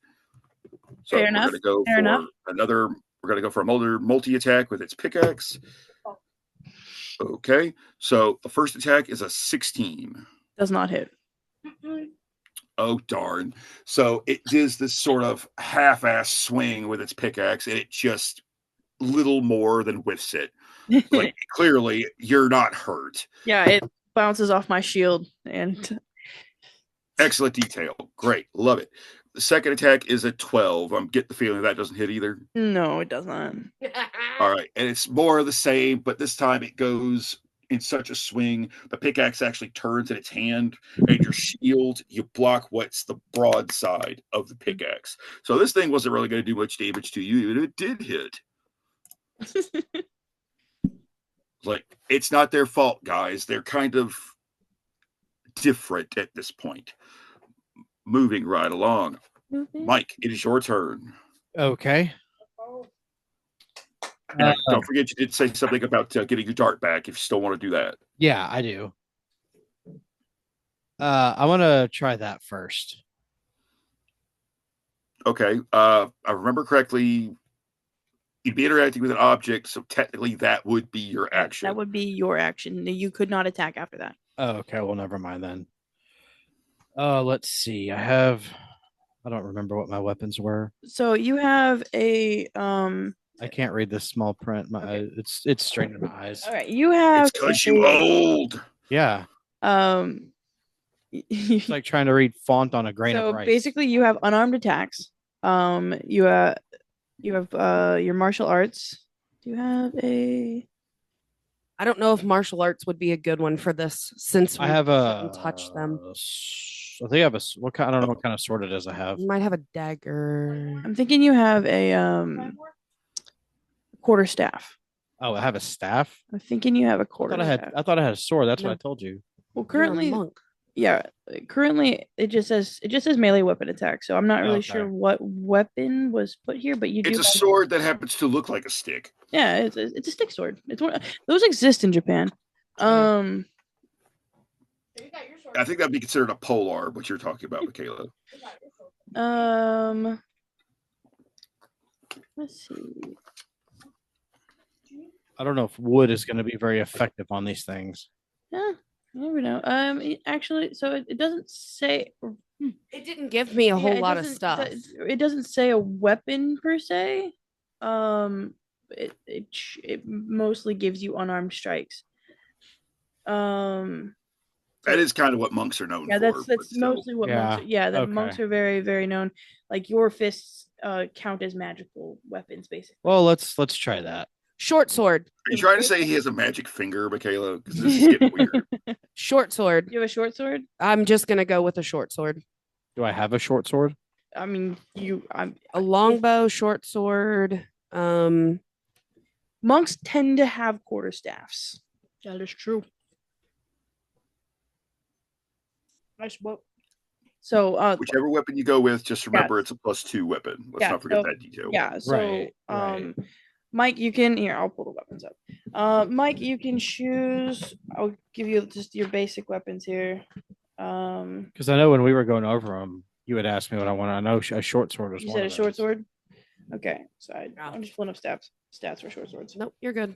Do Uh, you need a pen or pencil? Or are you good? no, I got it. Okay. You have Sorry.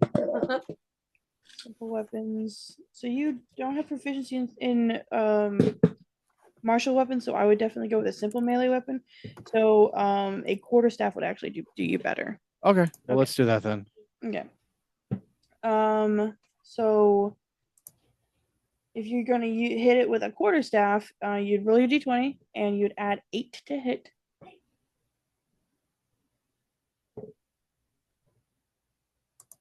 $15 Nice. total. Okay.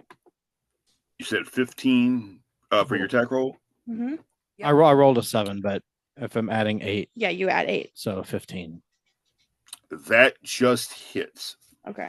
So you would do 1d8. So roll your d8 and add 4. 8 and 4. Oh, I couldn't tell if It's that was okay. a 1 or a 7. That's okay. Roll it again. In the thing. Plus what? Plus 4. So 8. 8 for damage. Okay. Very good. Nice solid hit. You said this was a sword or a staff? Staff. It's a quarterstaff. Okay. And it was 8 damage. All right. So you rear up and you give this thing a good old whack with your big stick. No. That's really all there is to it, really. Now, if you have a bonus action or your movement you want to use, So feel free. Mike, you have these things called key points as a monk. I don't know what any of that is. Yes, I know, because you didn't read any of the things I said. What'd you send? I sent Tabby the book. Key points, you have 10 key points that you can spend on basically either actions or bonus actions. You have for 1 key point, you can use your flurry of blows, which is the thing I just texted you. And basically, after your attack action, you can make 2 unarmed attacks if you want to try and hit it, like punch it. Do we really want That to... is up to you.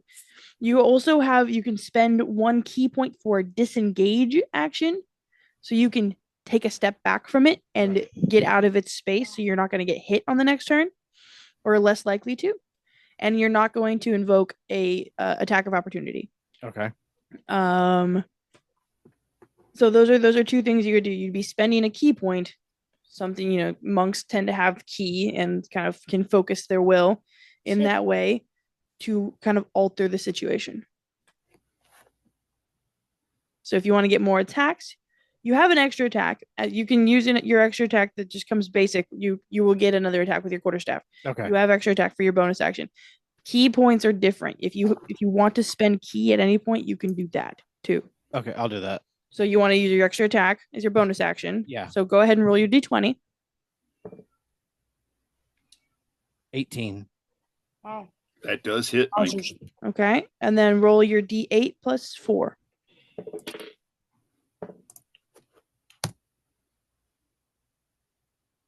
3, 4, 7. Okay, 7.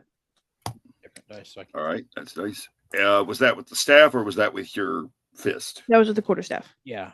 Okay. Thought so. Just wanted to make sure. Mm-hmm. All right. So 2 solid hits with your big old stick. Unless you want to use your movement, then that Did you want to should be your use turn. your movement and or your key points? I want to use my movement. Your movement, okay.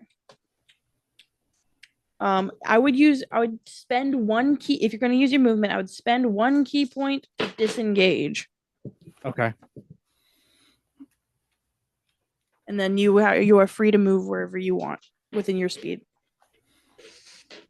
So key point to disengage. Yeah. Wow. And then where are you moving? I'll just take a step back, I guess.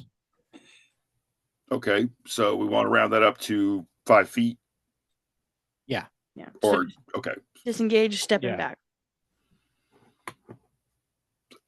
All right. I like the sound of it. If that's your turn, we can move right along to Gunnar. Gunnar, Let's go. right? So do you want Now to... remember, Gunnar, you have a 5-foot gap between you and the one right in front of you, so he cannot immediately reach you just yet. Uh-oh. But You you wanna- can still reach him because your weapon has reach. It's very long. Okay. So do you want to try and chop his head off now? Would you like to rage? You should rage. Are you getting angry? Yes or no? Yes. Okay. So rage, when you rage, okay, you get You'll have advantage on all strength rolls, and you get +3 to melee damage. There you go. And you're also resistant to all physical damage types. So basically, you're going to do more damage, and you're resistant to specific types of damage. So go ahead and roll your d20 to hit. Add 8 to that. 4. Add 8 to that. 12. Okay, the 12 does not hit. You also have a d4 to add for the bless, since we're still within D4? those 10 rolls. That's not a d4. It's just you don't have a d4. Here, this Here. one. I think it won't come there. Yeah. So if you want to, you can roll your d4. Yeah, that one. Right. And add that to your total. So am I using the top ones? Yes. So it's another 4. Okay, so you would add that 4 to the 12 that you got. 16. There. That does hit. There you go, buddy. So you hit. So you need to roll your d12, which is. And let's not forget, since you're raging, that adds another 3 to your damage on top of the +2 from your great axe. I hope I get a 12. Please, Dice Lords, let me get a 12. It doesn't always work. That's a 5. Plus 5. 10. There you go. And then the No, that's I added okay, it you all. added Yeah. okay. 10? Yeah, 10 total. 10 damage. So 10 total damage. Yep, that's on his first attack. Yes, sir. All right. It does indeed hit. All right. Hopefully. Gunnar, you have an extra attack as a bonus action. So, You would roll your d20. where's You swinging the axe again? You gonna swing the axe for his head again? let's do it. All right, come on. Come on. Goober. I just want to do it. What you got? 13. Plus 8. 13 plus 8. 21. 21. That is Gunnar, I don't know how to tell you this, but that hits like hard. yeah. All right, give me that damage roll, guy. And don't forget the extra 3. All right, so roll your d12. 12. I just want to do it. Come on, come on. Give me High a- numbers, high numbers. Come on. That's a 10. All right, add 5 to that. Another 10. 15. Here we go. 15 damage total for this one attack, right? Your second attack, that is. Yes. All right, sounds good. What? Ooh, it's getting good now. This was a huge hit, especially on the second one. Your axe embeds very deep on the second attack. You actually have a bit more trouble pulling it out, but when you do, on the top of the spurting flame, you see what almost looks like very thin lines of magma starting to leak out of it. This thing is hurting bad, boy. Good job. Nice job, Gunnar. Woo! Good job, bud. Now, it's not out of the game yet, but it is very close. Awesome. And just so you know, Gunnar, because you were able to do damage, you're still going to be raging next round. Mm-hmm. So all those benefits still apply. Mm-hmm. All right. Oh, yeah. All right. Unless you want to use your movement, Gunnar, we're going to move along in the battle order, if that's okay. Moving right along. Okay. You don't want to move? You want to stay right in front of him? I'll move. Are you No, moving? Oh, or are wait. you gonna Is he stay? still alive? Yeah, he's still He's alive. Yes. I'm staying But with he's- now. Or- He's hurting bad, but he's Any not of them dead dead yet? No. No, I'm not staying. Not yet, no. I'm The staying. one that Gunnar just attacked is the closest. He's looking rough. I'll stay. His head's like Well, somebody go for that, so at least one of these. can die. I'm right behind Gunnar. Like I've hurt the one behind the one that he injured, so I'll go for that one to try and kill it. Okay. Yeah, you're going to help me. All right. Moving right along the attack order, it is now the turn of the one Gunnar just attacked. He's hurting. He's stumbling even more. And he's just gonna go for a wild swing against his buddy next to him because he doesn't know what's going on anymore. So you really knocked his block off almost. You really rung his bell there, Gunnar. He's basically being like a blobhead right now. Basically. His head's first all attack against his buddy does not hit. Oh. Neither does his second. So apparently he's so out of it, he can't even aim anymore. So he's like, Shocker, right? so he's acting like that when he drinks a bunch of twisted teas. Kinda, yeah, I guess. I mean, I'll have to take your word for it. I was It is now the one next to him's turn. This one, Gunnar, is going to make its way over to you, and it's going to do the multi-attack, okay? Oh no. All right, let me pull up the stat here so I know I'm doing this right. Okay. I feel like a 2 does not hit. No, it doesn't You hit. just breathe. Or a 9. Both attacks just, they whiff it. The second one, you block it with the... And in a boo boo, Half- you can't hit me. Apparently, no, we can't. All right, and that is that one's turn. Thank you. Tabby, it is your turn now. Yeah, you're gonna. So mom's gonna help me. All right. So What's your name? Now remember, you are hiding. oh yeah, I forgot I was hiding. Thank you. So as long as the creature you attack again. does not see you, you Mhm. get sneak attack, which gives you advantage on your attack rolls. Okay. So the one that was In front that of me. tried to attack Gunnar, I guess, has moved closer. Roman. Well, Roman has moved closer. Yeah, it's right next to the one Gunnar attacked himself now. Okay. Since I know the one that Gunnar attacked is pretty much almost dead, I'm gonna go for the other one and try and weaken him. So I'm still in Okay. hide mode. That is like When you Yeah. attack with a ranged weapon, you will become obviously out of hide mode. Right. I'm what? 10 feet away? 5 feet away? 5 pretty sure. If you are shooting with a short bow from that close a distance, probably have stepped back a little bit. Yeah. I'm debating on if I want to do the short bow or the dagger, depending on how close I am. Okay. Might want to think on that. And you'd be able to theoretically do the sneak attack with this too, since you are hiding and currently undetected. How far away from the one that's attacking that's Roman. Roman is she? Me. Tabby is approximately 10 feet away from this thing. They haven't closed the gap completely yet. So probably the short bow then. Or the dagger? If you're shooting that, let me see the paper. Sorry, you go. because short bows,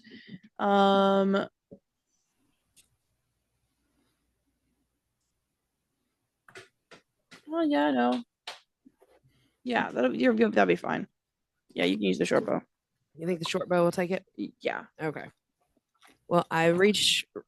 Can I come out of hiding now? you can shoot while you're hiding. Oh, I can shoot while Yeah, I'm hiding. Okay. but okay. once I shoot, that's once it, you it's shoot, gone. you're no longer hiding. Okay. Well Are then, you making this sneak attack, Tabby? I am making the sneak attack. All right, so roll with advantage. right. You roll 2d20s and take the higher roll. 16.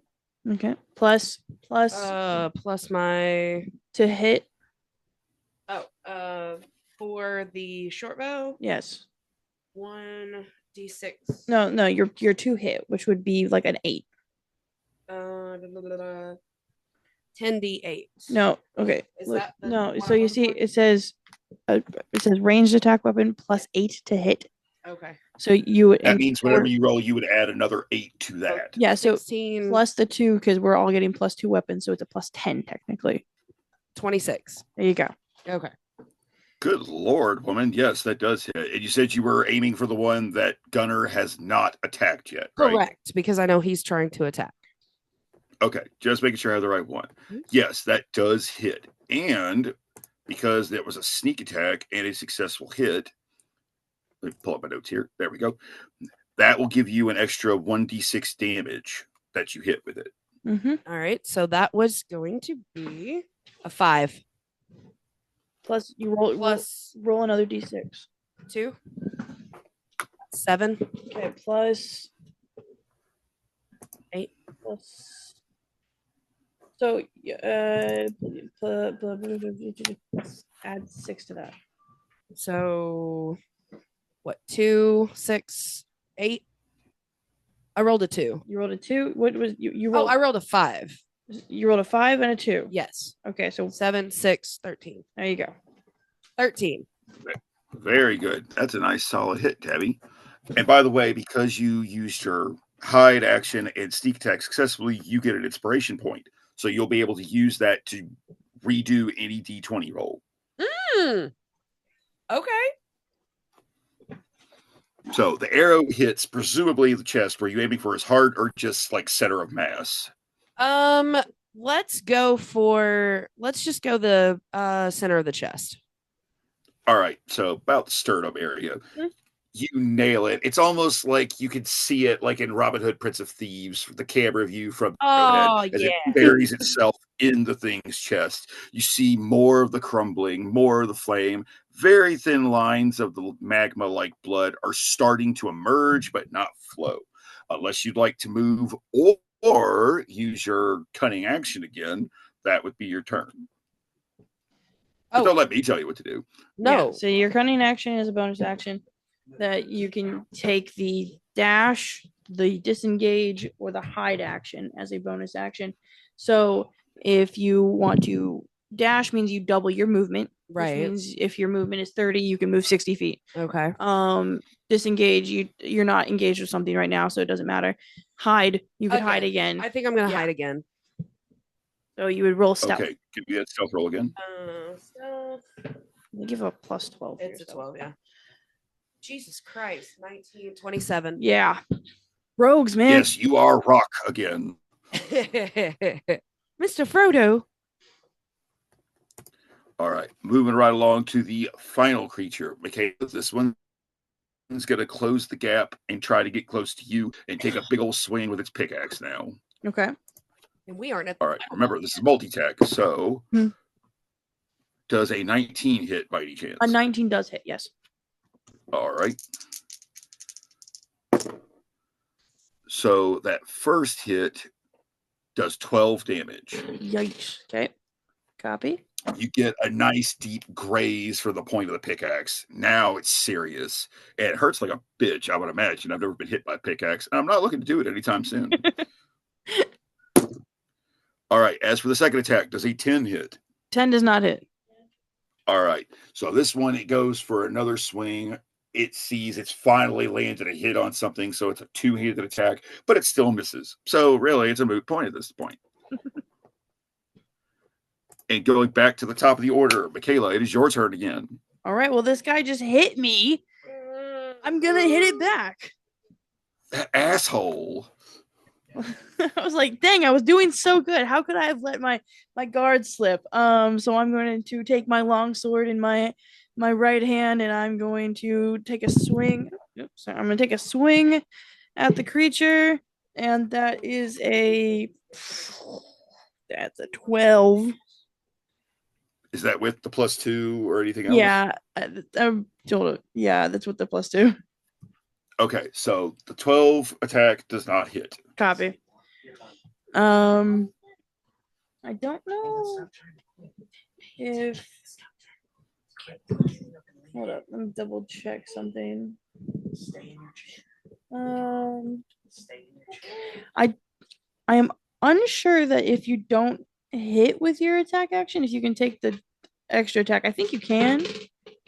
Yeah, you can make 2 attacks on your turn. Yeah, so I'm gonna try and hit again.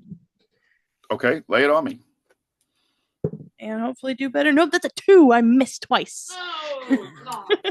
The second one, this one managed to find what wits it still has and use its surprisingly solid pickaxe handle to block your second attack. Okay. It's the weirdest thing. All right, is that going to be your turn, McKayla? I don't believe I have any bonus actions. Looks like most of my things are all.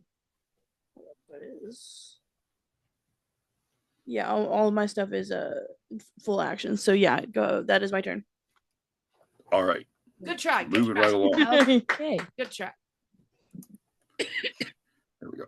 Okay, it is now the first creature, one that went after Mike, or Mike hit, more accurately. It's going to move towards you, Mike, to close the gap and take a multi-attack with its pickaxe. It's attacking me? Yes, it's attacking you. I will try to block You it. can't right now. It's his turn.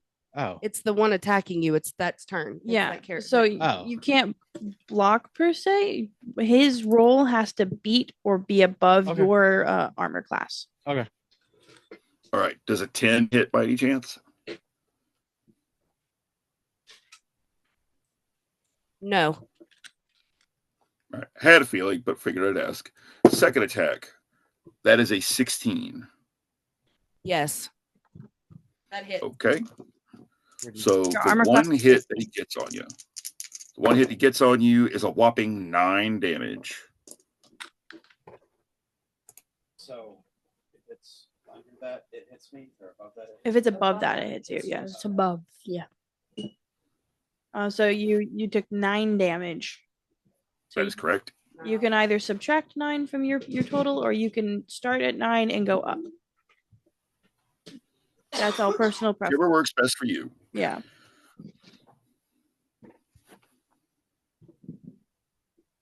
Okay. That'll be that thing's turn. And whenever you're ready, Mike, it is now your turn. Okay.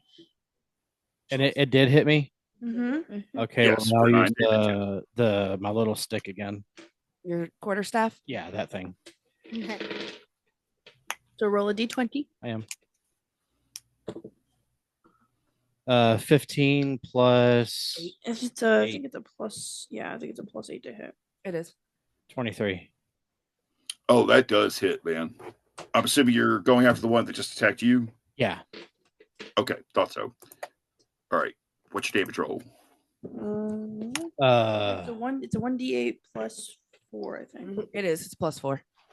Plus 4. Yeah. 1d8 +4. Yeah. 8. Okay. That's 8 damage with a good whack of the stick on this guy. Do good. Was it a one-handed or two-handed swing? It's a 2-handed swing. All right. So you go all El Kabong on this guy and just bring it down on him. And if you have a multi-attack, you can take that now. You do. You have multi-attack. So you can hit him again. I'll do the same thing. All right. Lay it on me. What you got? Let's go. 10 plus, what was it? 8? 8. 18. It was an 8, yeah. That does hit. And then damage.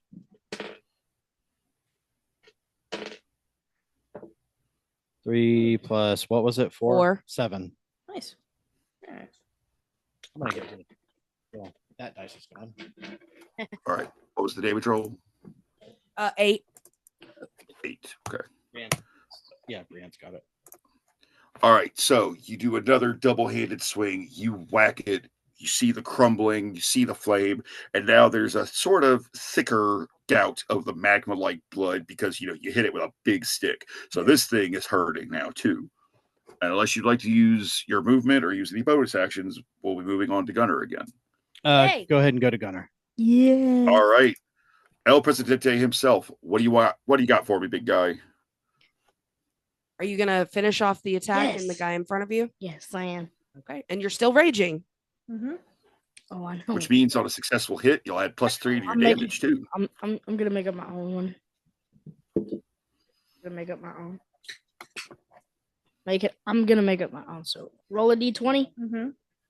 Hey, All right. And you're attacking the one you've been hitting? let's go. All right. That will All be right. a 14. Plus 8. 22. Nice. Very solid attack. Roll me some damage, big guy. All right, d12. Yes. That sounds right. I've never used a great axe myself. Okay. Let's see here. That will be a 2. Plus 8. 4. 4 plus 4. Yeah. Plus 4. So it'd be a 6. There you go, bud. 6, huh? Okay. So, with that, you land the blade, pull it back, and then a couple different things happen. When you pull it back, pieces of it actually fall off. The magma-like blood is starting to flow out, and this time it turns to you. Oh. I'm It dead. turns to you specifically, Gunnar. And now, before we go any further, I need you to do me a favor, and I need you to make a dexterity saving throw for me. So you're going to roll your d20. Come on. Well, I just messed up. That was a 6. Plus 1. Okay. I'm going to step outside of how I normally do things, make sure everyone understands what we need to do here. I'm going to be generous and I'll let you re-roll, Gunnar. You are going to need to get at least a 10. Okay? Or over. Yep, 10 or more. 14. All right. +1. Awesome. Okay. So, remember how I said this thing turned to you? Well, it's about to do more than that. But you've got nothing to worry about. This is just for the narrative. Cool. So as it turns to you, it drops its pickaxe, spreads its arms wide, and it begins to just lunge at you, screaming, "Mama." You are able to jump out of the way. It closes its arms. It's now about 10 feet away from you because this was more of a stumble. And then the last thing anyone sees is this thing erupting into flames, turning into this charred husk of what it once was. Yeah. It is now well and truly dead. Did something else get unplugged again? No. No, that was me screaming. Okay. That usually. Okay, I thought I heard sound fading out. Okay, so it never hurts to check. So with that, I think it's safe to say that thing's not taking its turn. No. So you're good to go. Very well done, Gunnar. If I didn't already give it to you, you have an inspiration point. Oh, we're gonna mark that down right here. You have 1 inspiration. So just like your mom got, that means you can use that inspiration to re-roll any D20 roll going forward. Okay. If you roll a bad roll, then you can re-roll it again. Okay, cool. Exactly. All right. Unless you want to use your movement, then it goes down to the next one in line, which will be the creature that was next to that one. So you do have, you have 40 feet of movement, and you have extra attack. So if you, Do you want to do another attack on the one that's next? That one? Yeah. how far away is that from him? Should be in the same area where the other one died, right? Weren't they side by side? They started out side by side. It moved away an extra 10 feet or so because Gunnar was able to get out of the way. Oh, excuse me. So Gunnar moved like 5 feet to the side to get out of the way, basically. They're no longer side by side anymore. Is he within? You would have to move up to it. You'd have to use your movement to move up to it to use your second attack. So do you want to move up? Can he use a movement and then the second attack? Mm-hmm. Yeah, he hasn't used his movement yet. The moving 5 feet, that was out of a reaction, but it hasn't actually taken away from his movement. Okay. So- So do you want to move forward after the next creature and try and attack it? Yeah. Okay. Give him my best shot. So he's using his movement. 9 All right. 9 plus Hold on. plus 8, so that would be 17. Yeah, it's a good roll. All right. 9 That is a plus good roll. 8, That does hit. And since you're still raging, you get that extra 3 to your melee damage on top of the 2 from the axe. Well, you D12. All right. D12. Ow. And then what? It's add 3 to the 12? It's add 3 plus 2, so 5. 5. 5 to whatever he Mhm. rolls. What is it? A 1? Plus 5, so 6. 6? That's not bad. Take it. 6 is the final number? Yep, 6 total. Okay, so 6 damage. Or was that the attack? No, wait, Oh, 6 yeah. is the damage. I remember now. 6 is the damage. I like to say I swear I'm not stupid, but I'm starting to wonder. No, there's a lot of learning going on today. There really is. It's fair. That's a very fair point. I'll take a 6. Okay, so you get another good swing in. I'm assuming while you're moving, or go with it because it sounds cool. And it's more of the crumbling and the fire and just a little bit of the magma blood coming out. Will that be the end of your turn, Gunnar? Yes, it will. Yes. All right, you're doing great, big guy. You're doing absolutely So great. it's I promise. my mom's turn, right? After the creatures still have a turn. That's right. Yeah, there's one more creature left to take its turn. But in the meantime, Tabby, it is now your turn. It is my turn. How many are dead? 1. Just one. One How many's is left? dead. 3. A total of 3. Okay. The one that's closest to us, because Gunnar has damaged it and I've damaged it, Yeah. it's Okay. almost dead. Okay. So on this next turn, since I'm in hide, I'm going to come out of hide and I am going to... Let's go ahead with one more short bow shot. Let's do it. 3, 2, 1, roll. Oh, Jesus Christ. What? 2. 1 point. God, that sucks. Is that after adding everything? Not yet. Hold on. 8 What's wrong? to hit 1d. Hold on. Short bow. Why are you drinking it? 1d6 plus 6 piercing damage. With the 2, I got wait, 2 so 2 wait. for the attack, right? How many creatures are there left? What Three. did Three you more? roll? 3 creatures left. So I already killed. add You know what? 10 You know to what? That. 10 to the 2, which would be 12, unless I take my point or my I get to re-roll. You could use your inspiration, yes. You know what? I'm going to use my inspiration. Let's go ahead and take that. Okay. I'm re-rolling. You can give a speech. My name's Tyler. Okay, good re-roll. 19 plus 10, 29. Let's go. Very well done. And I'm going for the eyeball this time. Straight shot to the eyeball. Oh. White hand, she goes for And the. you're shooting at the one that was next to the one that attacked Gunnar. What? Do I understand? So the one that Gunnar killed, he's gone. The one next Road. to him that's attacking Gunnar. I'm going for that one. Okay. Just want to make sure I have the right idea. Is All it right, go for it. You said you're aiming for the eye, right? Yes, I came out of hide and shot. So this was a sneak attack. it was This a is sneak something that we missed earlier because I don't usually play rogues and I don't read. So if it was sneak attack, once per turn, you deal plus 5d6 extra damage to one creature hit with if attack with advantage using finesse or ranged weapon. Because it was a sneak attack, you would have had advantage on the attack.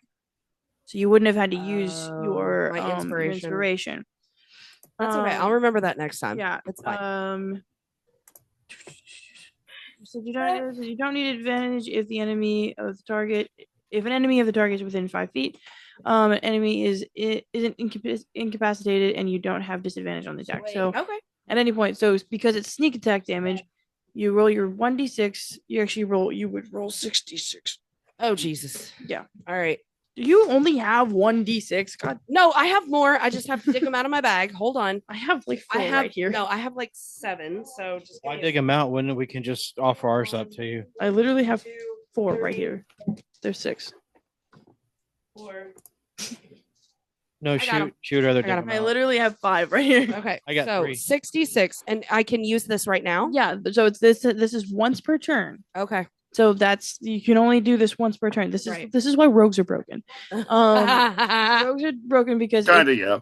yeah, if you sneak attack I normally and play a you- barbarian, and you succeed on your sneak attack, okay. you deal 5 plus 5d6 extra damage on on top of your 1d6 damage. So roll all 5. All 5. Here we go. All 6. I'm sorry. Okay. All right. All 6. Here we go. Oh Jesus, those are good. What happened? Add it up. What is- 10, 14, 17, 18, 19, Plus 4. You. 23. There you go. Good Lord, woman. Rogues, You man. said they're broken. 23. Oh my gosh, Randy. Oh, okay. So, couple of things happened. You said you went for the eye, right? Yep. All right. So, pull back, full draw, all the power you get. You loose the arrow. It does another Robin Hood Prince of Thieves thing with the camera on the arrowhead, doing a nice little spin action. And it embeds itself through the eye, through the back of the skull. Very nice. But that's not all, Tabby, because you appear to have found a weak spot. The other two collapse where they are, just in a pile of ashy ember. This one rises up off the ground, looks up with the arrow still through its head, and just screams as loud as it can and yells, "Mama!" And then falls down with a massive explosion. But instead of regular flames, these are actually green flames. When it lands on the ground, you see a nice pile of ash, and there's something sticking out of it. But the combat is over. That's the important thing. You killed it. Nice. Good job, Tabs. Very good You job. picked a hell of a spot. job. Good job. Very Great, good job. everybody. Wowzers. That was awesome. You want to go look at what's sticking out of the Can I take my movement to go look and see what's sticking up since I haven't used it? I want to see. It's like, well, they're all dead now. You found a very Oh! important thing on this body. So combat is over. Yeah, Okay. combat is over. Yes. I want to go look at what's sticking up. that's not my arrow. Very good. Very good. Okay. So you go to this very recently created pile of ash. You can still feel the heat from it. Like that's how hot they were, like the magma blood and all that, Makes sense. Well, to Right. me anyway. Digging around gingerly, you see that inside of this thing is a key. And where there's a key, there must be a lock. What is that from? On the bright side, it's not a picture of a key. Okay, is it Please too don't hot sue for us, me Disney. to touch? What? What did he say? Please don't sue us, Disney. Is it too hot to touch? Well, it is fire, so The key itself, if you pick it up, is actually surprisingly cool. It is quite cool. Frodo, give me your hand. Just like this game. All right, so I'm gonna go ahead and grab the key. All right. Dusting off, I'm presuming you dusting off the ashy residue on this key. You see it's this very brightly colored piece of metal key, obviously. Gotta find the specific part of my notes here. There we go. It's kind of a shine, but it's made of tarnished brass. Looks like a traditional key. At the top, however, is an emerald gem clasped in what is made to look like a dragon claw. And as someone very astutely pointed out, where there's a key, there is a lock. Okay. Can I roll a perception check to see maybe? Wait, do I have history? I don't have history, measure perception, performance, persuasion. Can I don't know. I don't know what I want to do. Well, and I'm then trying to think. we could look for a door or something that has a lock to it. Yeah. Okay, can I roll a perception check to see if there's a door around us? There actually are no doors currently in your immediate vicinity. The little security checkpoint would have one, but it's not where you can see it in the moment. Okay. And what you said, it's a colorful key with an emerald and a dragon claw. Yeah, it's made of tarnished brass, Okay. and at the top, the part that doesn't actually unlock, there's an emerald clasped by what looks like a dragon claw. Okay. What do you guys want to do with this information? I think we need to hold on to this key, Of obviously. course. And then we're still on the fourth floor, and we That's right. had to deal with all of those monsters. What did they? Is there anything anywhere else? Yeah, did they? Could we see which direction they came from? Could we kind of go towards where they came from? Yes. Are we just gonna stay on the fourth level? No, we're gonna go somewhere else, but we're just trying to figure out where they came from. Are you looking to investigate or perceive where they came from, or are you just looking? I'd like to investigate or perceive. Ooh, can I roll for investigation? You can. Like, Sure. Okay. Zoink. Oh, never mind. It's a 12. Raggy. Plus, It's a no. It was a 3. Okay. I rolled a 3, but my investigation is a Jinkies. 9. Yeah. Okay. What was your roll? 12. Goodness. Okay. do I have You an can tell they investigation? came roughly from the direction you guys originally came from, but you can't really get anything specific from what you've been able to see. Okay. So no. 360. Okay. So anybody else want to roll for investigation? I'll do it. Oh, can't- okay. Yeah, go. You can both do it. Yeah, let's we're both all go. kind of looking in that Okay, general Dad. vicinity. You ready, bud? Yep, first. 1, 2, 3. Wait, D20? Yes. Yeah. Yep. 20. 1, 2, 3, go. Rock, paper, scissors, shoot. -1 on yours. Lizard spot. What'd you get? 16. 19. Plus whatever Very nice. for investigation, buddy. Fine. No. Again. Okay. I got 20. That was Very good, Gunnar. Very I got good. 17. I got 20. Now, you can't follow it like, say, you would on a map, but Yeah. it is definitely coming from the direction you came from, specifically just off to the side of the elevator. Okay. Does anything seem off about that area? Like from what we can tell, like is there like scorch marks or claw marks? You see more of the shambling footsteps that McKayla's character found earlier. For where you are, you can't see anything definitively that is off. You'll have to get closer to where they came from. Okay, let's go. Let's do it. Does this seem to be a pathway past the elevator? So right now it's leading you towards the elevator. As you guys get closer, though, unless you want it to be investigation before I say it. No, we were following it towards the elevator. Okay. Just making sure I had the right state of mind. Mhm. As you get closer to the elevator, you see it hook just slightly to the left of the elevator to a hole that leads straight down. If you were to look straight down, you would stop being able to see clearly after about 100 feet, for those of you with dark vision. So that's not you, Tabby, unfortunately. Yeah. No, unfortunately, the only two people with dark vision would be me and Mike. Right. We are the night. Dragonborns don't have dark vision? I Not in sworn they did. 5th edition Dragonborns do not have dark vision. That's sonar for That's lame. DC. It is fans. lame. We are the bat. So yes, those with dark vision can stop seeing clearly after about 100 feet because, again, it's just a hole straight down. Mhm. Wait, so does that mean But you and I can see presumably- pretty well in the dark, Yeah. So we have dark vision. So we see in darkness, as well as we do in light? basically within Not like as good, but- within like 60 feet. Or it's like black and white kind Okay, so it's like built-in night vision. of. Yeah, I'm fucking Mhm. Batman. Yeah, basically, yeah. You are Batman. I am the bat. There You you are go. vengeance.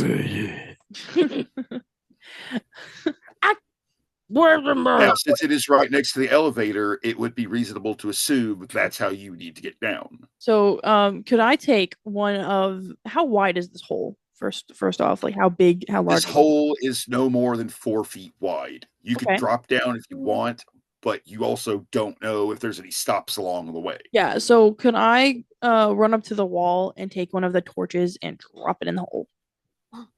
Sure, go for it. I would like to do Oh, that. you're doing I a- want to see kind a of like depth how far down past our vision does it go? Don't text me. Okay, so you grab the torch, drop it down the hole. As you watch it, it's kind of like seeing a glow stick go into a deep hole. You lose sight of it after about 5 seconds, but you also don't hear any impact. Wherever this hole goes, it is incredibly deep. Okay. Giggity. So when we get on that elevator, I think it's going to be a lot farther than just floor 5. Right. That's what I'm I thinking. think Maybe we're going to be. should we go down to the bottom and see? Because it seems So- like with them being fire type creatures, they're gonna be at the center of whatever earth we are on. I would say maybe we check floor 50 I'm dead. Yeah. immediately right off the bat. And then if that's not. So you said it goes all the way to 100, but that's for like restricted access and higher up. That's correct, yes. What is stopping us from just taking it all the way down to 100 though? They actually have fail safes and protocols in place for this because, again, they are remarkably advanced for a high fantasy world. If you try to go beyond 50, it will stop. You would need to take a certain elevator to get down to 100. Oh, excuse me. Without those clearances, you would need to have an escort. Okay. So I say we go to floor 50, check it out, and see if the hole still goes down. Right. And then maybe find a way to get past those clearances or But get an escort. didn't we ask Orina, the security lady, She was didn't we ask her if there was anything that we needed to take with us? Did she give us a clearance, like a badge or a She said we have key? full clearance. She told us we have full clearance to go anywhere. I mean, look, you want to check Because out I'm the 50 one. and then Because go- I'm the one that asked. you asked her if we needed a badge or anything, and Yeah. she said it wouldn't be necessary. So maybe she gave us clearance. Her word is, yeah. She said that her word is good enough. Do you want to go to 50 or do we want to go all the way down? I say we go to 50. Yeah, I'm with and then I'm going to 50. test, and then if we need to get extra clearance or go ask to like be let like find Well, a I key, think- maybe like, find another key or something. But my problem is no one's in the mines right now. Yeah, so We're gonna have to go back up to 1 and then find somebody, and this is gonna take time. So what do you guys want to do? Oh shit. Yeah, it would take time. It Let's would. go to 50. You want to split the party? Let's go 50. You never split the party. Do our party I pooper. don't want to split the party. No, I was going to say I can go back up and see if I can get us clearance. to Well, the other elevator. floors. There's only one elevator, so we can't like if we're taking the elevator down. Right. You can't take the elevator up at the same time. Also, to let you guys know that this is hysterically funny to me because I am super claustrophobic. Oh yeah. And I despised caves. So good job, Duncan. I am freaking out right now. Thank you for this. Like in character or in the real world? No, in real world, outside of this game. Okay. I am super Sorry, I guess. I it's didn't okay, know it's that fine. about you. No, it's okay. That's fine. I didn't find out until like 2008 or 9. That I watched the movie The Descent, the Mhm. horror movie The Descent. Oh, And that's what we're that's one of about the to few do. horror movies I love. It scared me so bad I had to pause it halfway through to go outside to throw up because I physically put myself in that mind frame to where I was completely enclosed into the caves. And Oh god damn. yeah, I threw up and then came back inside. I'm like, I gotta finish this. That was so loud. Oh my God. But yes, Sorry, I wasn't ready for that. I don't think anybody was. But no, they yeah, I can't do caves to this day. Like I can go in as long as I can see some sunlight, but after that, nope, can't do anything else. So let's go to floor 50. I think we should go to floor 50. All right. And Everybody- if we need to get Okay, everybody voting All right. to 50. That's just me. All right, everybody My say head aye. hurt. Everybody say aye if you want to go to 50. Aye. Yes. correct. We're going to 50. I don't conform. I'll say something different. I love how only one of you actually said I. That's That's I. great. Dad, you're just Okay, so we're going to 50. As you get back into the elevator, you go to make your floor selection. You notice something that you didn't see before. There is actually a very small keyhole on the side of the floor selection lever. We would like to put the key I- in the hole, maybe. It puts the key in the hole. Does it fit? Yes. Yes, it does. It fits perfectly, almost like it was designed for that. I'm assuming you're going to turn it, or you're just going to look at it. I mean, I'm cool gonna either turn way. it. I'm turning it. All right, you turn the key, and you hear this very loud click, and then a very small lever sticks out underneath the main one, and it has the same dragon claw emerald as the key does. Roman, pull the lever. Pull the lever, clunk. Pull the lever, Roman. No, this is going to be the right Yeah, lever. pull the right level. right lever. All right, pull it. 20? Nope, No, just just say I All right. pull it. Pulls It it. gives you some resistance when you pull it, Roman. Just some, but then it clicks into place. The elevator immediately moves down faster than it was before. You've just turned this thing into an express elevator. You're not in The danger of elevator. falling, but it is moving really, really fast. And after a few minutes, you realize you've gone beyond floor 50. This was the protocol you needed.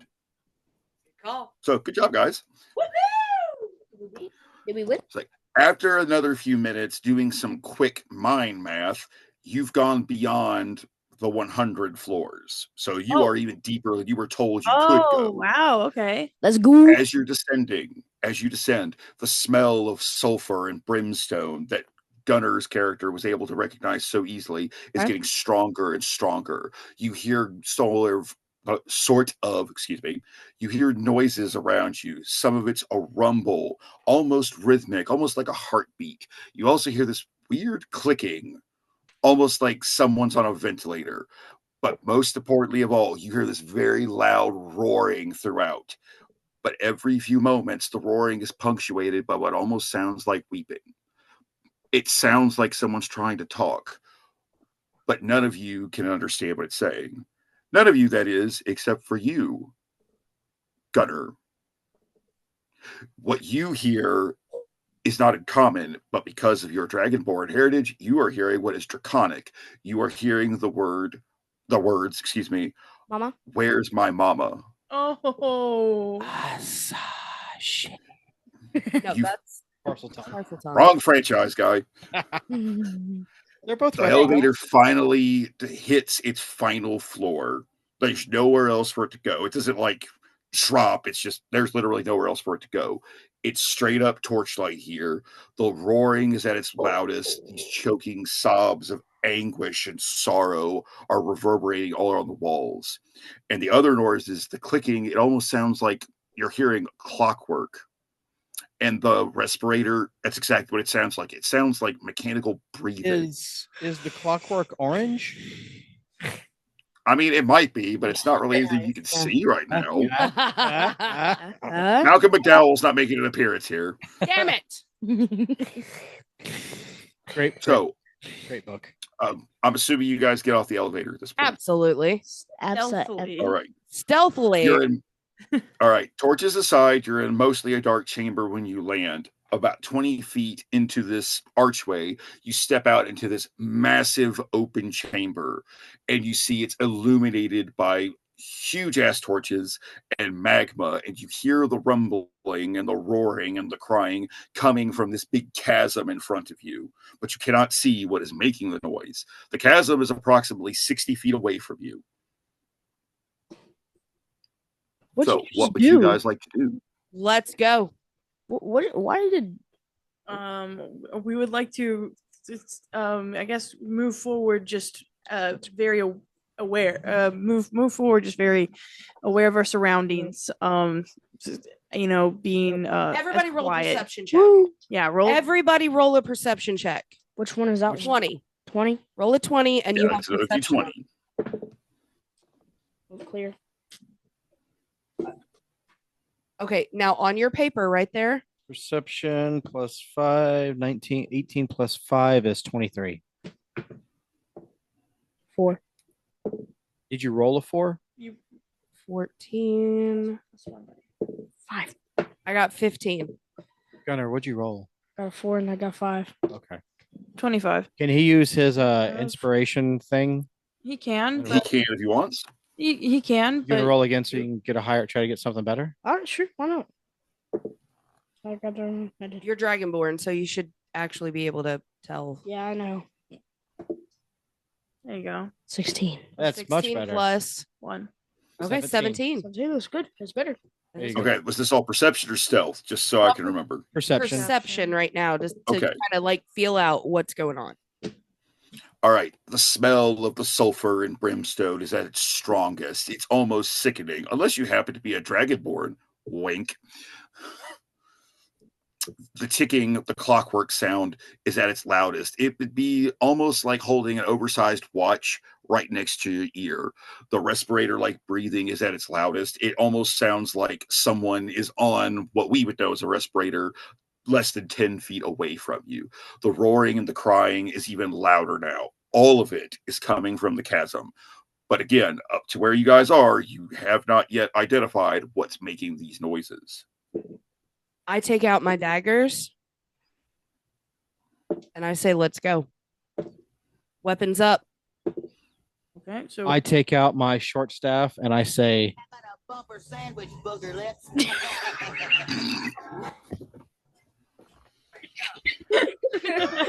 Sure, why not? Why not? that's my battle cry. I love it. Okay, so are we Who says advancing that? on the chasm? We are advancing with stealth and weapons drawn. weapons drawn to be cautious on what's coming. All right. Excellent choices. Feel like we should be playing the Mission Impossible theme, but that might get us into legal trouble. So Actually, let's just, they have pretend that royalty happened. free. No. They have royalty free. That's what I did for the last episode for D&D is I found cool. royalty free. So I promise you this episode is going to turn out awesome. Are you going to be home in time to edit it tomorrow? I'm going to do it tonight once this is over. So Okay. All right. Moving forward across the chasm. It can't really get much louder because you guys are on the same level, literally, that these noises are coming from. pulsing When you ears get- are just crazy, just sounds. Let's go. Exactly. When you finally get close to the edge, less than 5 feet away, you see a few magma flows way deep down, even deeper than you guys are.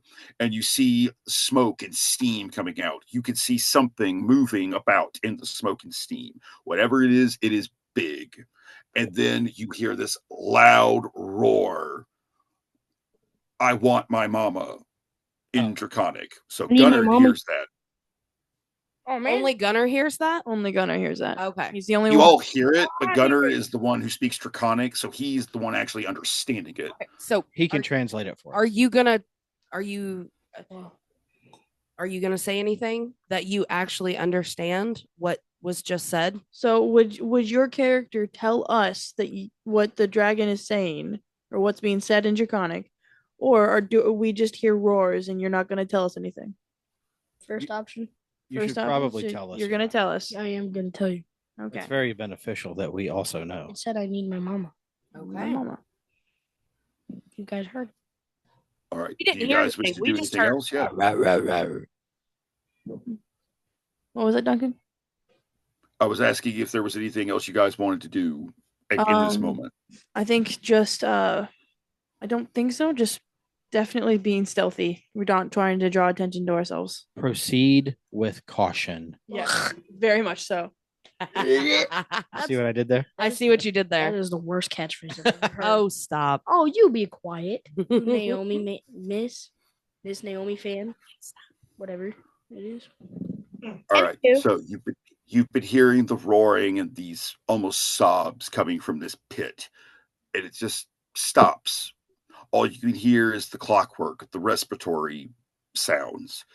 And then immediately out of the smoke and steam, you hear a new sound, the jingling, if you really want to call it that, of what sounds like massive chains. And out of the smoke and steam, a red dragon leaps up, but it stops short. A quick look at it, you can see that it's actually restrained by the massive chains that you saw.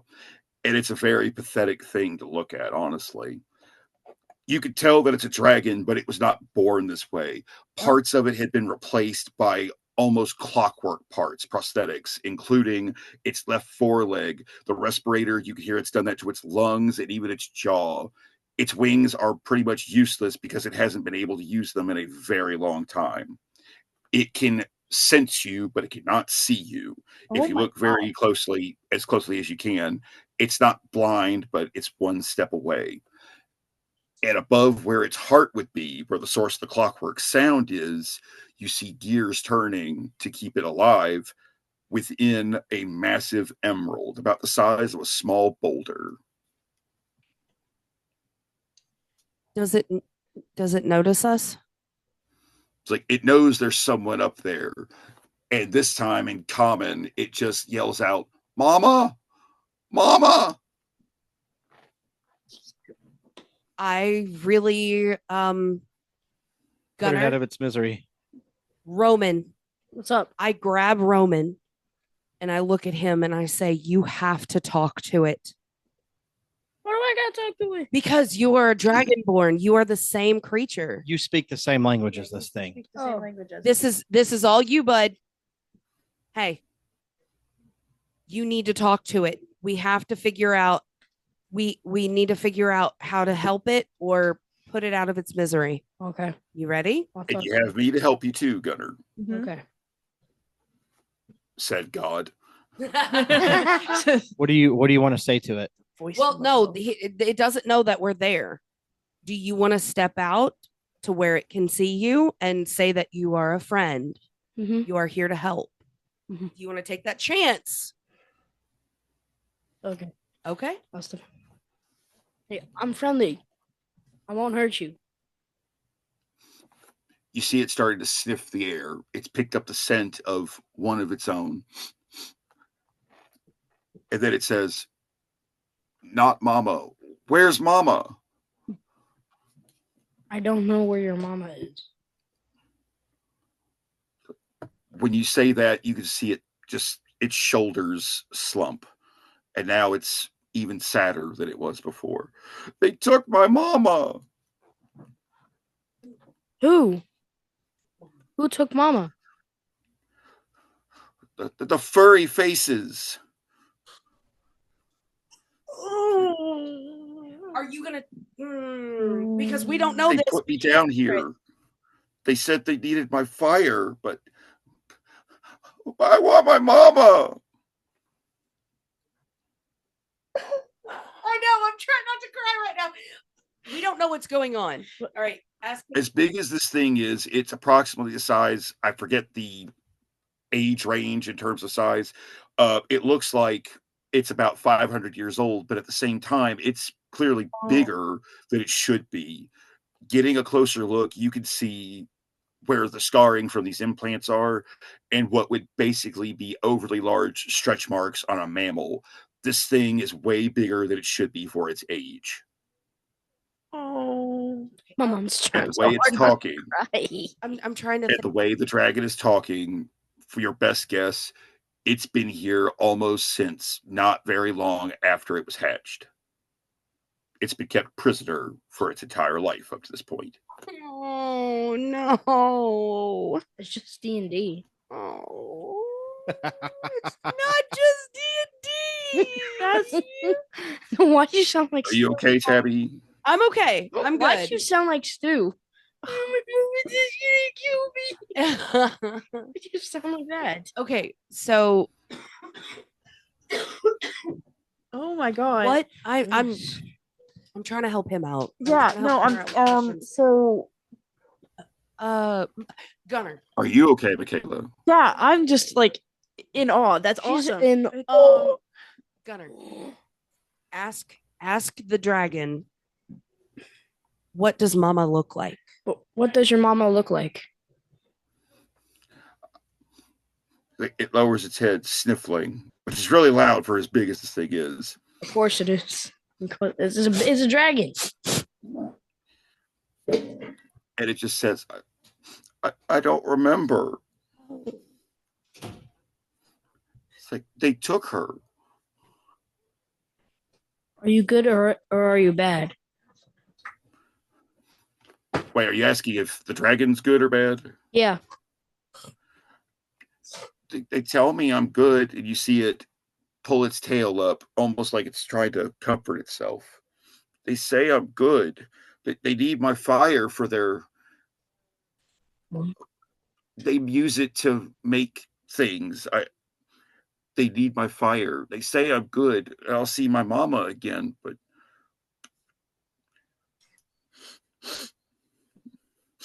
And it can't finish the sentence. This is a very young dragon. He's your age. Oh, snap. He's a And baby. they took him away from his mama, and they turned him into a monster. They're using him for his As a tool. fire. Okay, what questions do you want to ask him, Gunnar? Can you think of any questions? Do you want us to help you find your mama? I want to go. I don't want to be here anymore. How do we let you go? How do we let you go? It's like it looks up, holds up its claws with the chains. It's like it looks at them, and then it looks down at the emerald, and then you see this not a literal fire, but you see a realization in its eyes. And as best as it can, it starts clawing at the emerald at its chest. I want to go! I want my mama!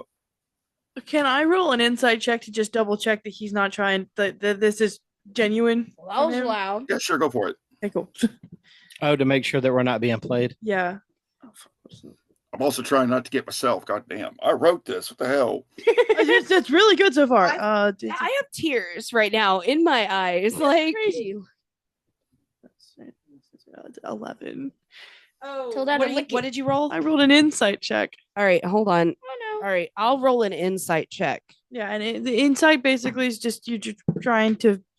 I gotta- you roll better with my own dice. I have 17 insight. Just do this. I have +1. Did you roll your 20? I can help. Roll your 20 to find out. Well, it is actually an action you can use, the help action, to Yeah, the help double up on action- the rolls. Yeah, the help action gives somebody else advantage. So if you're trying to like, I rolled a 20. oh my god, Okay. You Okay. son of a gun. well, good. Well, Gunnar, This is one of the most genuine displays of emotion that you've seen. It's very raw and heart wrenching that you're watching what is essentially a child try to. Break free. Well, that's one way to put it. Yeah. If Oh, we no. were able to get that emerald off of its chest, would it kill it? I think it might die. Dang. So it's like Tony Stark's arc reactor. Yeah, If it's we like take in it the off, it place of its dies. heart, right? Yeah, it's keeping its heart going because they've been trying to maximize efficiency. Now you know why their forges are so efficient. What happened? So does can through Roman, can we ask the baby dragon if maybe he knows anything about the burning people? Well, you'll have to. Yeah, it's like through Roman, Hold on. obviously. Before that happens, Gunnar, I need Roman? Roman, I need you to tell the dragon that you have friends here that is going to help him and not hurt him in your dragon Wait. tongue. Wait, what's the dragon's name? Ask him his name. Ask him. What's your name? Jenkins.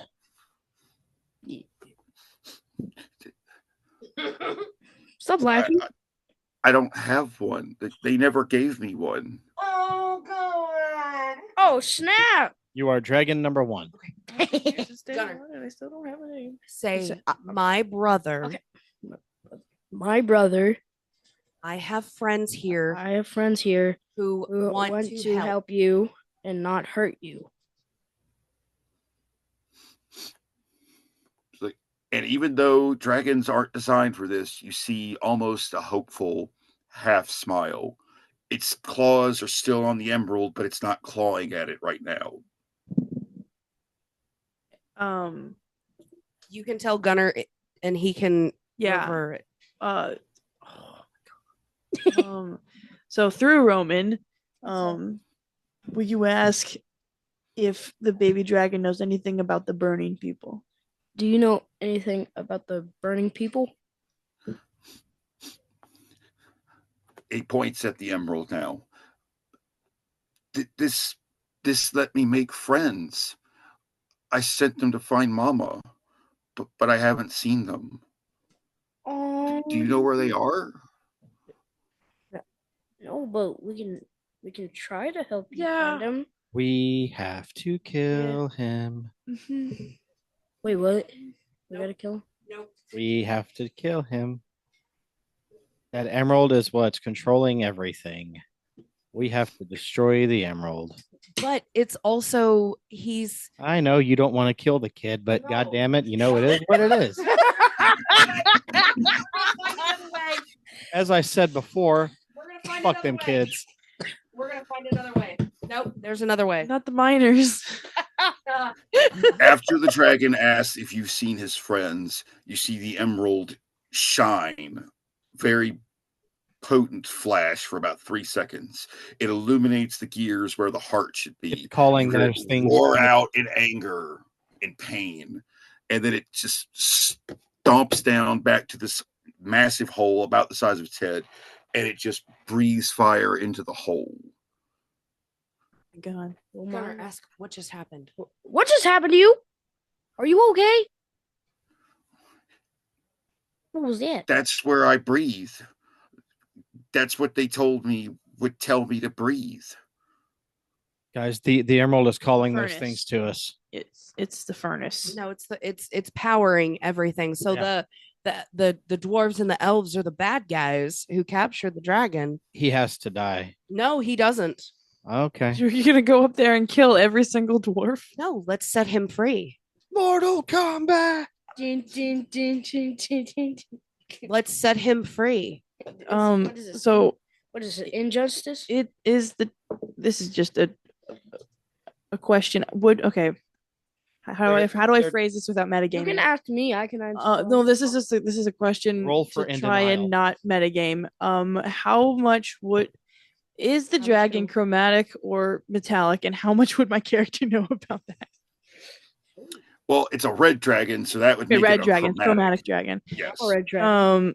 And how much would my character know about? Can I roll a history check or something to know about Yeah, go for it. alignments of dragons? How much could a woodchuck drop if a woodchuck could chuck with? Let's see, what's my history? Gunnar is also a 15. red chromatic dragon. So Yeah, this is but purely for my but he's character's not a own full knowledge. dragon, Yeah, he's so not a the full alignment dragon. doesn't matter for the Dragonborn on Yeah. this particular score. Yeah, basically Dragonborns are like half human. Right. Ish. Yeah. So what's So I rolled a 15. Mm-hmm. Dang. So while you do not have much experience with dragons, because of how well-rounded the Talons are, you have to have a fair amount of knowledge about an even larger amount of potential enemies. And you had a hobby of reading up on dragons just because. Red dragons are typically considered to be inherently evil. As are most chromatic dragons. Right. Yeah. All right. Guys, what do we want to do? What are we doing? I don't know. What are we doing? He wants to kill him. I don't want to. I don't think he Have needs to. to die. Well, yeah, you gotta kill That the emerald has to be destroyed. There's a few How? there's a few issues here because we don't really know what's controlling the emerald. And the emerald seems to be controlling him. The emerald is the nucleus. It's controlling. Yeah, but what's controlling it? The mitochondria, it's the powerhouse of the cell. Powerhouse of the cell. Science, bitch. Because obviously this dragon has been surgeried and manipulated Right. and built in a way that helps them function with something, helps them do something and use it. It helps them way more than it helps the dragon. Yeah, it's definitely is used as a tool. But we also don't know if removing that would kill the dragon. And so what we could do, this is an option. I'm not saying it's the best one. We could go back up to floor 1 and talk to our person that we were supposed to talk to originally and be like, we found the source of the ticking noise. It's a pipe bomb. And Yes. and be like, you guys put this down here. But that would And also put us in danger if causing they the know issue. that we know. Well, Yes, they told you could go anywhere you needed to do, but this is an area they more than likely would not have expected or wanted you to go. So we know that they're lying. yeah. So like, but if we take the emerald out of the dragon, it's a possibility it could die. Right. And then we're still the bad guys. Right. So we'll have to fight all of them. Yes, but at the same time, though, is if we don't take the emerald out, we release the dragon and he joins our side. They still control the dragon. Shit. Split the party? No. We're gonna split the party and do what? Decisions. Yeah. So What either do we wanna way, do, yeah, guys? either way, it's going to end up with us as the bad guys. Okay, is there... Yes, but one of those evils is more necessary Yeah. if you really want to get into it. Hypothetically speaking, Yeah, don't let me tell you what to do. Is there any windows, like a control room around the area? Because you know that if there is something big, there's like a viewing area or a control room. Is there something around us? Do I need to roll? There are no windows or openings of any kind other than where he breathed in the fire. And can we see what's Or breathed out the fire, excuse me. Wait, hold on. I think you came unplugged. I think you're... What just happened? Check your mic. There you go. So can we see what's in the like area that he blew fire into? You can see it's a hole carved into the rock. It's not that you can see it, but the way it's constructed, it basically acts like geothermal and works to power the forges that way. Okay. All they do is keep them fed and keep the forges fed as a result. All right. Do we want to take a vote? Do we go back up to the first floor and talk Yeah, I to feel like them, those are- or that do is- we stay down here and let him go? I feel like those are like our three options are go tell them that this is causing the issue Mm-hmm. and let them deal with it now that we know. Right. We take it out and hope for the best, take the emerald out and hope for the best, Mhm. or we release it and have possibly an evil dragon and all of the the dwarves and elves now hate us. Now die and hate us. Yes. Gunnar. Roman, I need you to ask the dragon My brother My brother is the emerald keeping you alive. My brother is the emerald keeping you alive. I don't want it to. I want to go. And the It truth. starts will set you- softly clawing at it again. You could see it try to move, but it's very secure. He's clawing at it because he's trying to get it off so he can Yeah. die, and he doesn't on. have to have this burden anymore. Roman, do you want this to be over? I need you to ask him. Do you want this to be over? Do you want this to be over? It's like he looks up at your words, Gunnar. He tries to get up as close to you as he can. It's about a 30-foot gap between the two of you because he's restrained by these chains. Incidentally, seeing the shackles around his front claws, you can see they were not locked. They were wrought to keep him in place. They have no intention of letting this dragon out. Yeah, it's well. So- It's well. and he just nods at you.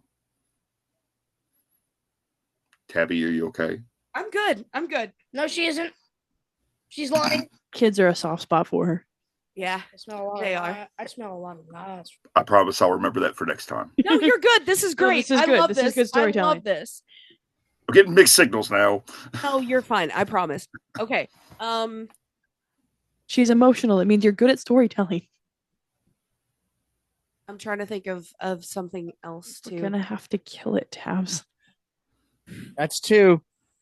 The truth has set it I- free. We're gonna have to remove the emerald. Gunnar, you have a But- connection to but it. you- You think he should die? To put him out of his misery? Well, we don't know if it's gonna kill him, but that seems to be what he thinks. But So he- it's possible. But you also have to think about the repercussions if we kill their main source. Oh yeah, but we're gonna hey, have to fight our way out. we were hired to stop the deaths.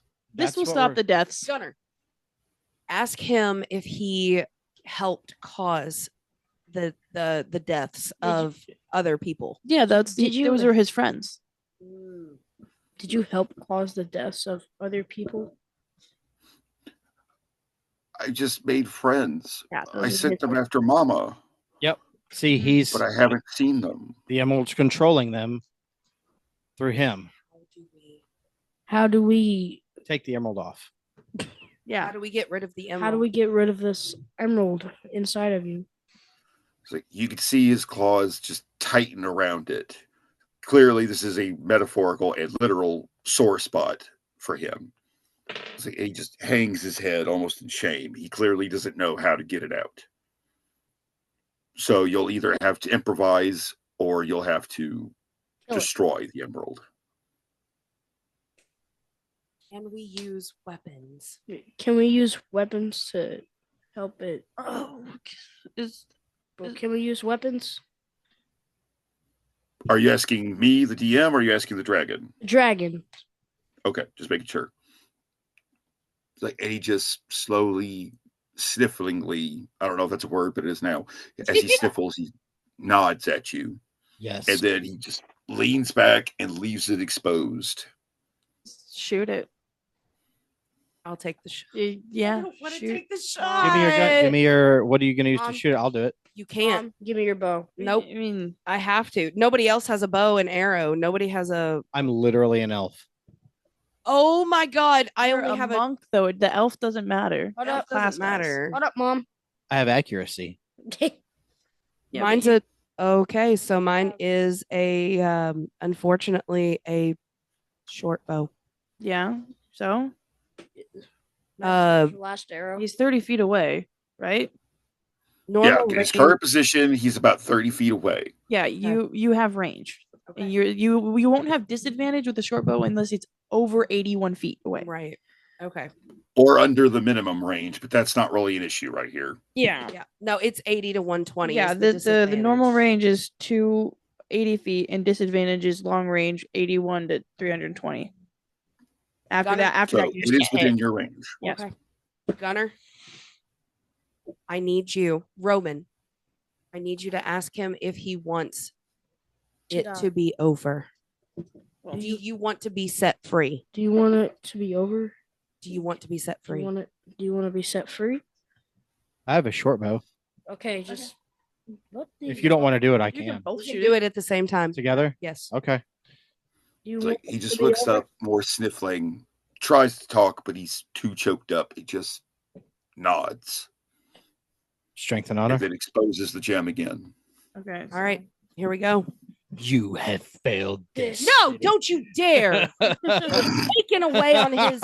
He did not want to be here. He didn't fail the city; they failed him. Thank you. Can you just please? No, Come on. he has not failed All right. his city. You are such a party pooper. I am not a party pooper. That's All right, one of my here we go. Tell him, Roman, tell him that we appreciate him for everything he has done and we are going to set him free.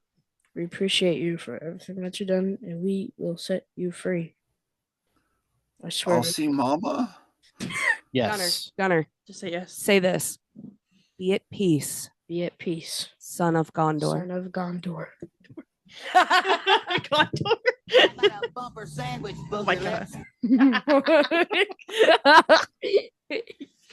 Okay, But we're rolling. We'll just say that's Thalia's hometown. am I doing D2? All right, I'm doing it. Nope, you're not. Just me and Mom. Just Okay, Mom. 3, Yeah. 2, 1, roll. Go. What? 20. Natural 20. She got a 20. I rolled a 16. Natural 20. Oh my, 20. I've been waiting for a nat 20 Yeah, all nat session, 20. but damn, I didn't think it'd be here. Oh, that is a. I rolled a nat 20 earlier in the game. So nat 20s for skill rolls aren't as useful, but on attack rolls they really mean like they're good for skill rolls, but for attack rolls they are like Precise. cream of the crop. I rolled a 16. Okay. Hey, Tabby, you rolled a nat 20? Yeah.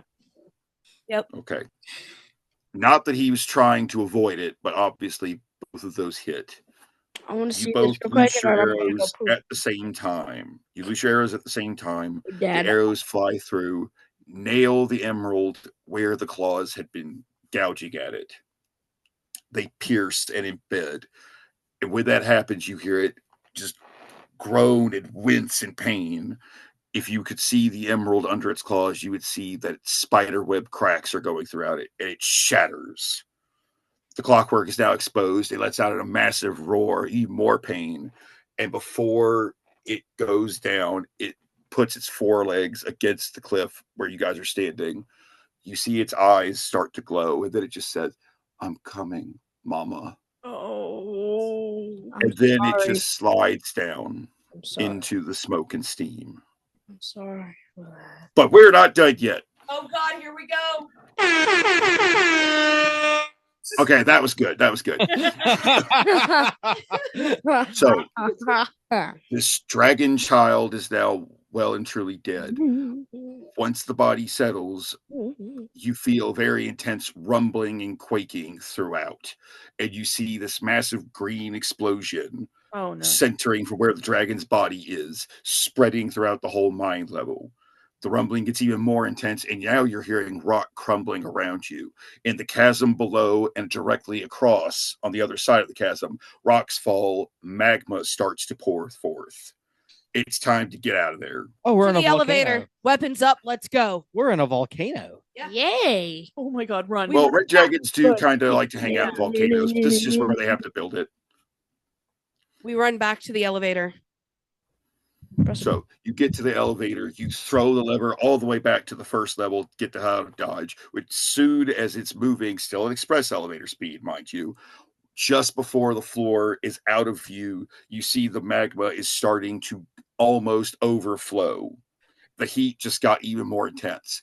The elevator is continuing to rise. If you look down, you see it is now following you up. It's kind of slow because it's flooding each of the floors, but it is doing it very quickly. Oh no. In just a few moments, you're finally back at the first floor. You get off of the elevator. When you're about 30 feet away, it comes up through the shaft, and it's now starting to flow out into the city. People are now able to see this, and they're panicking. They're getting out of the city as quickly as they can. There was an honor guard ready to meet you, but now that they see what you've done, it's better to just get the hell out while they still can. Did we fuck up? Oh no! We built this city on rock and roll. Well, rocket rocks, really. Yeah. Well, they But were yes, rolling. running is all anyone can do. Just as someone looks as they're about to go after you, get revenge for killing their city's main source of income, that's when another magma gout comes out from under them, swallowing them whole. You're running through as more and more are starting to catch up with you. You can see the main gates. They are as wide open as they could get. There's a nice sized crowd, cluster of people, about 50 people deep. You're going to have to force your way through if you want to get out. So you could either just jockey for position, or you can force people to get out of your way. Here is my criminal background. I look at Roman. I say, "Rageous, baby. Let's bust our way through." Yeah. Like, do you all have weapons out, or just him, or what are we doing? Gunnar, do you want to rage it? Yes. Basically, we'll put him in the front of the group. And he's We'll just have gonna- he's gonna rage and push Man. people out of the way, and we're gonna follow behind Man, him. I gotta go number 2. Can you hold it for like 10 seconds? He's been holding it for 20 minutes. Oh, okay. We can stop if we need to. Yeah, pause pause this real recording, quick. please. Can you pause this real quick? Yeah, we can pause it. Yeah, I'll pause cut it, please. I'll cut it. That can be edited out later. Yeah. Oh my god.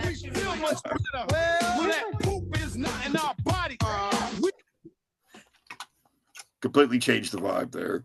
Yeah, the went from really serious to what the fuck? Okay. So, side thoughts on this while he's pooping.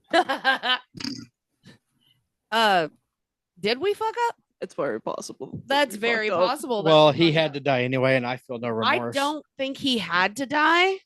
Ding dong, the dork is dead. You are mean. Fuck them Like I said, kids. we had a few options. We didn't know what the emerald did. No.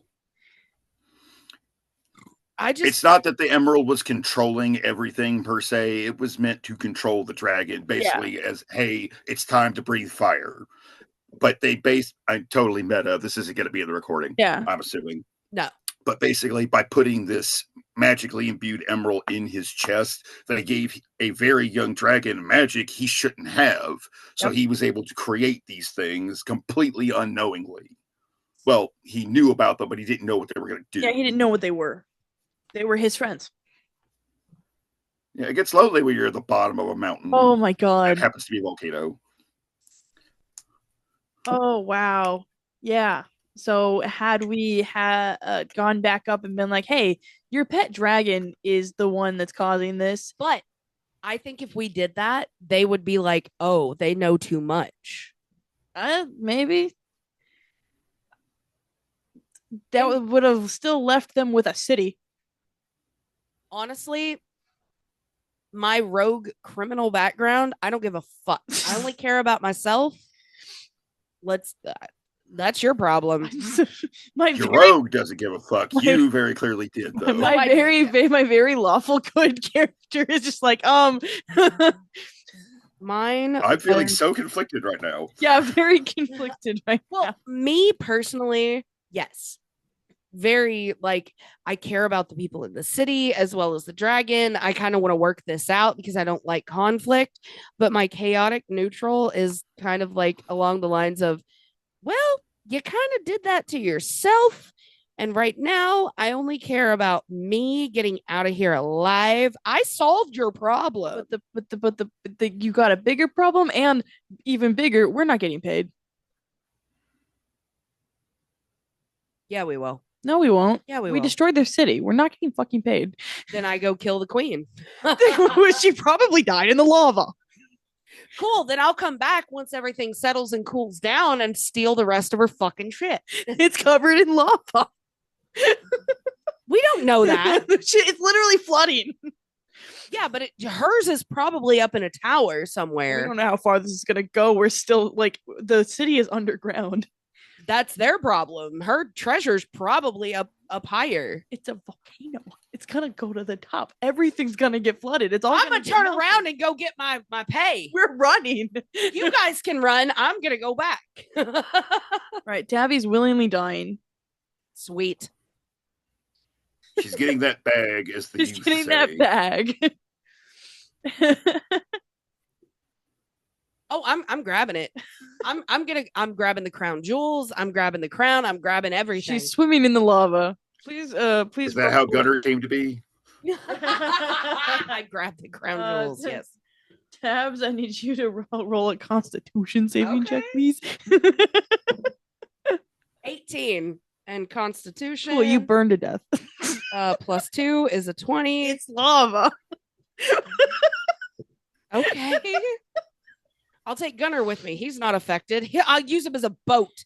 I will stand on his back and row with an oar. I mean, he is resistant, but he's not immune to. That's fine. He's a shield. He is a dragon shield to the fire. Gunnar surfing, huh? Yes. Gunnar surfing. It's Roman surfing.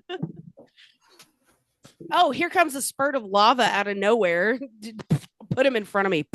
Just Or do a sick kick flip. That way, get him in the air to block the lava, and then back under, so he's back to surfboard mode. Sick dragonborn kickflip. Yep. Actually, so I played a D&D game previous to this one, and this guy wrote an entire fucking system. Like, wrote everything. And my character is a human barbarian berserker.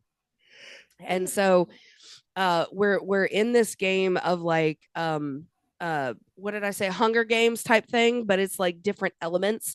So there's like snow, which is only like 2 feet deep, and then you go through ice water and you have to cross that, and it's like all of these different districts that are fighting against each other to win whoever wins. But as time goes on, it gets shorter and shorter. So, and you have to stay in a specific lane. It's definitely different. And after the 5 foot of snow, and I'm like, dude, I'm a 6 foot something Amazonian type barbarian bitch. Like I'm just gonna walk through like it's nothing. So we get to this one section, and it's green grass, it's pretty, it's not frozen, but portals open and boulders fall. Cool. Oh, it's so cool. Very cool. So as soon as I step foot, I made my movement and I put step foot, he's like, a portal opens and a boulder starts falling towards you. And my action was to grab the boulder and like hit it like a volleyball coming at my face. And he's like, roll. I rolled. It was like 19 plus, I think it was 3 or 4. And I hit it. And he's like, yeah, you threw it to the next person on the other lane who's against you, trying to kill you. And you killed him. You smashed him. I was like, yeah. So it all worked out. Yeah, that's really cool. Mike, as a monk, you actually have this thing called missiles. Deflect missiles. Deflect missiles. Yeah. So basically, if somebody's shooting at you with either an arrow or something, I can dodge it. Bat it out of the way. Yeah. And if you roll high enough, you can grab it and throw it back. But it only works on physical projectiles. That was a problem I ran into with a few players where they would mistakenly read it and try to use it against a magic missile attack, which is one of the few spells that's an auto hit. Yes, magic missiles, immediate hit. Yeah. No, it's like darts, arrows, and stuff like that. That's cool. Mm-hmm. That's cool. So when I was reading the different characteristics of the monk to choose from, and he picked the drunken master. Yeah, which we haven't actually gotten a chance to use most of the drunken warrior stuff. Right. Because that would require him to use his key points. Yeah. And I thought it was like melee and going crazy type shit. It is, but there's just a lot of like you have to use your key in order to unlock those melee things. You can, with a monk at high levels, honestly, you could do like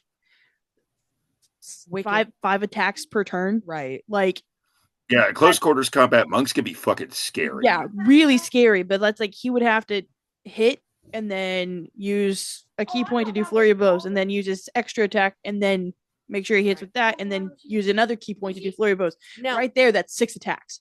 If this was a normal game to where it was just us hanging out and doing a game, then yes, absolutely. But for a one, we can continue. Well, yeah, it's just like there's a lot to do. Monks, honestly, not my suggestion for a first We time may continue. playing. Yeah, just one sec, buddy. Yeah. There's just a lot that goes into them. To the monks. Oh, Yeah, to the monks, 100%. and I've never played the Path of the Drunken Warrior. I've only played We're gonna cut I this don't part remember. out, bud. So I'm not as familiar with all the things that the Drunken Warrior can do, but it does look like you've got quite a bit of like Oh yeah. extra stuff down Yep. here. I'm Yeah, like your flurry of blows adds so like when you do flurry of blows, you add a disengage plus 10 feet of speed. So if you do flurry of blows, you can also disengage from the attack and then back up 10 feet. That's awesome. Yeah. That's awesome. Yeah. All right. So we are about to go back in. Here we go, Gunnar. This is all you, buddy, because you're about to rage out, clear a path for us to leave. All right, Dang you it. ready?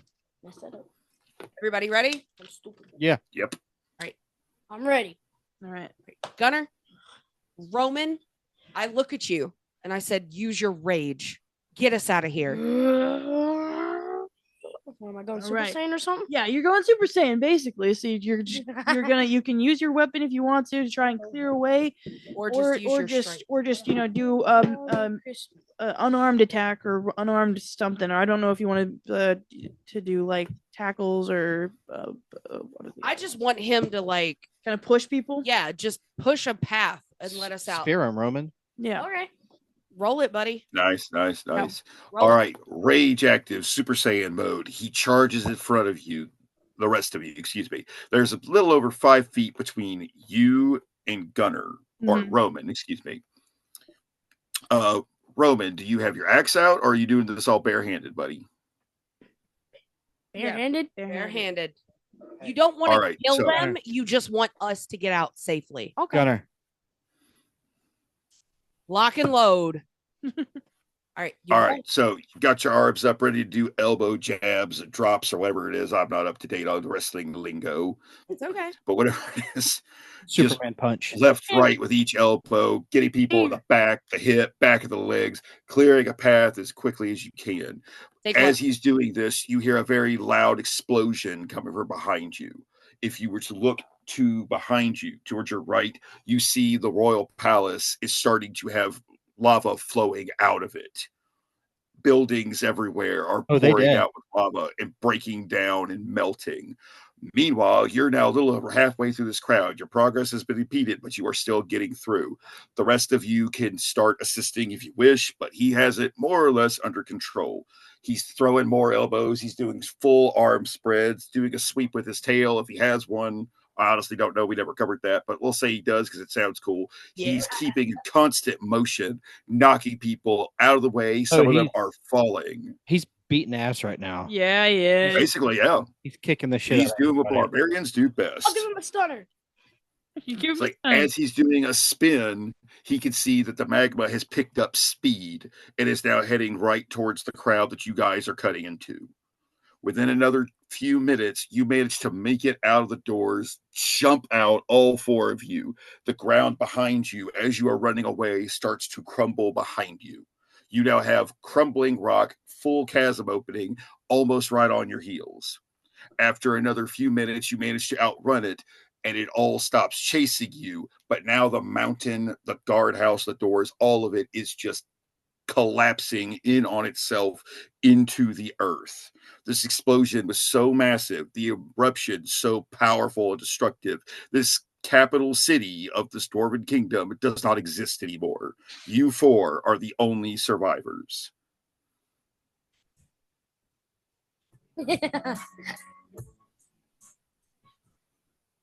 We're not getting paid. No, that was less than 5 seconds. Yeah. We're good. I no, I meant like we are not getting paid for our mission. Yeah, no, we're not. We are. I literally look at you guys with soot on my face and like sweat from my brow, and I say, Did we win? I think we're getting fired. hold on, here we go. I quit my job. We fucked up. OSHA violation. We fucked up. Do we get hazard pay for this? Jinkies. Zoink. So seeing everything just collapse in itself, there's no survivors. Like we beat everybody out.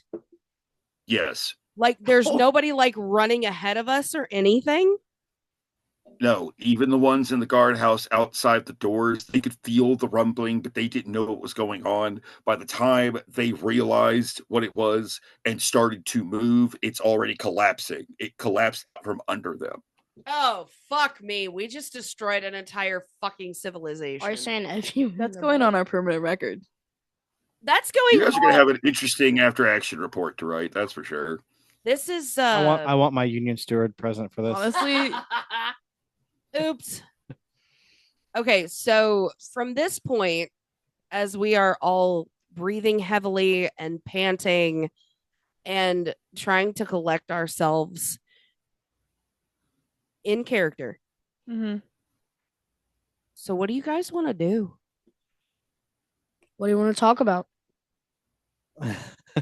Pub? Pub. Pub. Pub. I just Pub. I want to go home.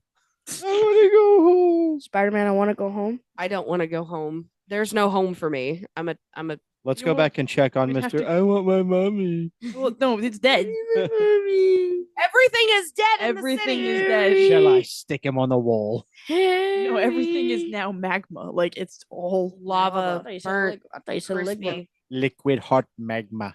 Oh my god. I don't know what to do from here. Well, You're confused. report back to work and write a report and get fired. I quit.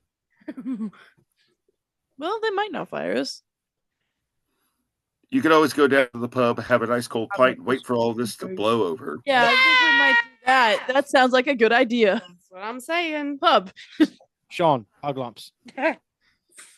Sean, I'm glum. So, I mean, can we? Okay, you know what? Let's go to the pub, I think that's have a drink, fade to black. and then the next day, collecting ourselves, we go back to our informant. I want to know what happens. Did we do All the right, right thing? So first of all, we're still in game, just so we're clear. Yes, in game. So yes, we established to the pub, nice cold pint, wait for it all to blow over. The next day rolls around. One of you has written the report on your mission.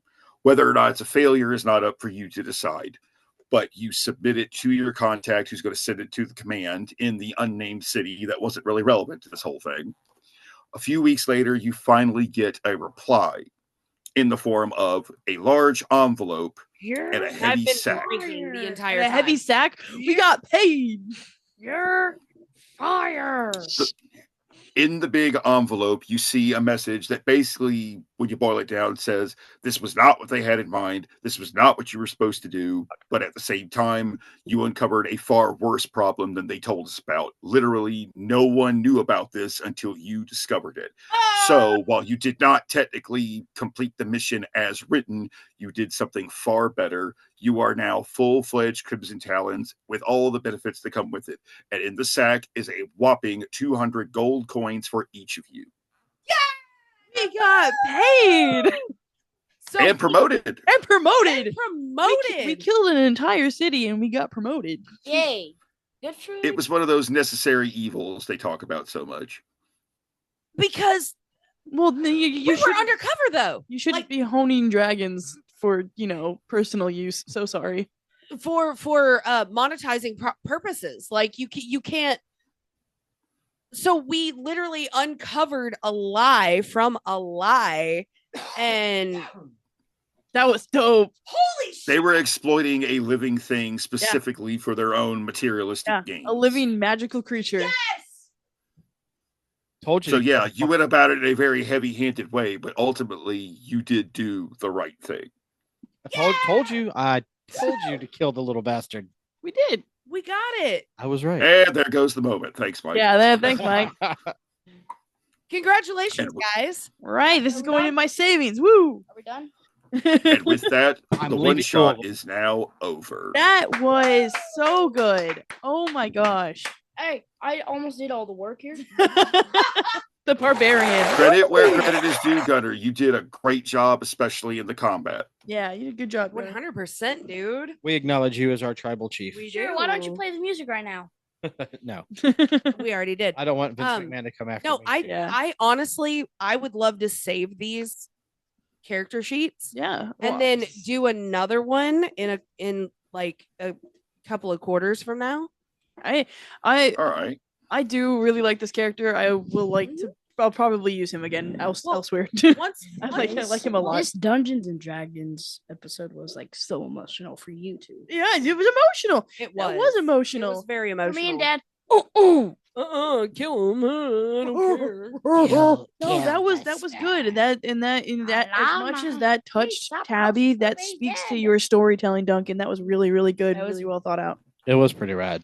I Thank you. What's really amazing, that's not even what I was originally going to do. And then I just had a random burst of inspiration while I was at work. I was lucky I could remember it long enough to type it out. No, that's perfect. That is I love the art of a good DM is being able to bullshit half of the game. I've heard that. I've heard that on many occasions. But no, I would like to add more, like physically go into our character sheets and really do it instead of for just a one shot where it's just like random generating. Well, we're gonna be playing more 5th edition later in the year. I know you Yes. have me running a game, and you are the next one. I'm starting you a lot lower than this. That's we're fine. gonna go. We're gonna go a little bit lower and learn how to play the basics a little bit. No, that's fine. That's fair. I gave you guys level 10 because I wanted to make sure you guys could, have Yeah. a wide variety of what to do, but also theoretically at least survive. Yeah. But it didn't occur to me I was giving you all that to work with all at once. Mhm. I'm used to with the players that I was playing with regularly, and that wasn't an issue there. So that's No. on me. Now Yeah, I know no. for the future. That's fair. 10th level was great for me. That is a good starting level for me. But like, we're gonna teach them a little bit more going forward. And next time we come back for these characters or a different mission, they'll be prepared a little bit more. I would honestly, this was such a good game, at least for me, that I would like to bring it back again, like with the same characters in Like the a same group. sequel to this game. Exactly. I would Okay. like another adventure. I would like another Could hey. you write a part 2 to this game, Sam? Pardon me. I'm sure I could. I mean, I haven't deleted any of my notes. I'll just have to edit things here and there. Okay. There we go. Well, let's shoot for that. Cool. So you get mad. And at me so for We'll see if Sierra wants to join in, Yeah, if she can. if that's possible. If that's okay with Duncan. And Yeah. then you can always write down a little bit more about your characters and Yeah, we can actually dive in a little bit more. and just kind of learn your shit. Yeah.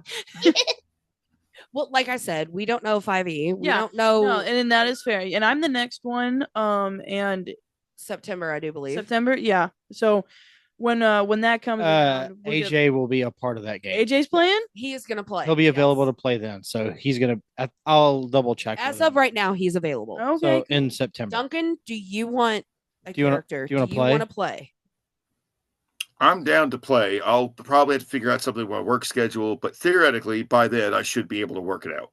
Okay. Well, we'll shoot for September. And September? then, ladies and gentlemen, I am going to DM for our December D&D episode. I'm excited for that. Okay. Yep, and we'll have a couple of like we need to do meetups, but I do want to do BRP. I want to introduce you guys to BRP. Oh, It is yeah. so simple and it's fantastic. So Okay. I'm always down to learn something new. I'm always willing to try a new system. yeah. I think. What if we do one of these as instead of an episode, we'll do it as a live stream. Oh, that would be fun. Yeah, let's set that up. That's We fine. can do my episode as a live stream. The That's fine. December one. Yeah, Okay. we'll plan it. But no, anyway, this was such a great episode. Yes. Thank you to our guests, Gunnar, McKayla, and the amazing DM Sammy D. Duncan. Oh, you're too Guys, much. You What guys about that rule. applause button. Next week we will be recording. Our next 2 episodes actually will be recorded from Indianapolis, Indiana. Live and We'll have Brian and Raven from a bunch of Marks and the Next Level podcasts. They're going to be on the next week's episode, and then the episode after that will be live from Our- Indie PopCon. our Indie PopCon live episode, which we are going to be playing a new game that we created called Are they lying? It's like 2 truths and a lie, but more. Yes. Two truths and 3 lies. Yep. All right, Gunnar, What? Legendary Gunnar, thank you for joining us tonight. You did awesome. Star of the show. Do you want to promote your podcast You guys can listen to the Legendary Gunnar Podcast on all platforms? Camera back to me. On all only on platforms. Okay. On all platforms, Spotify, Apple, Apple, Google. Google, Yeah. and more. Everything. Yeah. Everywhere. And you can check out all of our stuff at gracetaproom.com, patreon.com/gracetaproompod for the bonus stuff. And you guys can also follow me on Instagram. Oh, you weren't Yes. done promoting. Sorry. Now I am. Okay. Follow And- Gunnar on and- Instagram at Legendary Gunnar. And I'm joking. Okay. McKayla, thank you so much for joining us. This is our first D&D game together. Yes, it is. Yeah. I know we've been It trying has for been years. A long time coming. We've been trying for years. For years. First Duncan, impressions all around. Yeah. Duncan, thank you so much for DMing this. Oh yes, thank you. You did amazing. it was hell of a really job. great. Oh, thank you very much. Not a problem, guys. I'd be happy to do it again at some point. yeah. Yeah. Oh, Yeah. there will be at some point Yeah. because these episodes are phenomenal. Yeah, People love them. yeah, Duncan, you only did the emotional stuff. Hey, that's my favorite stuff. Mine too. You got Hey, to. that's an important part of storytelling. Yes, it's great. Very much right. much appreciated it. Well, thank you guys for listening. Join us next week for an all new adventure of the Grace Taproom Podcast. We love you and we'll see you later.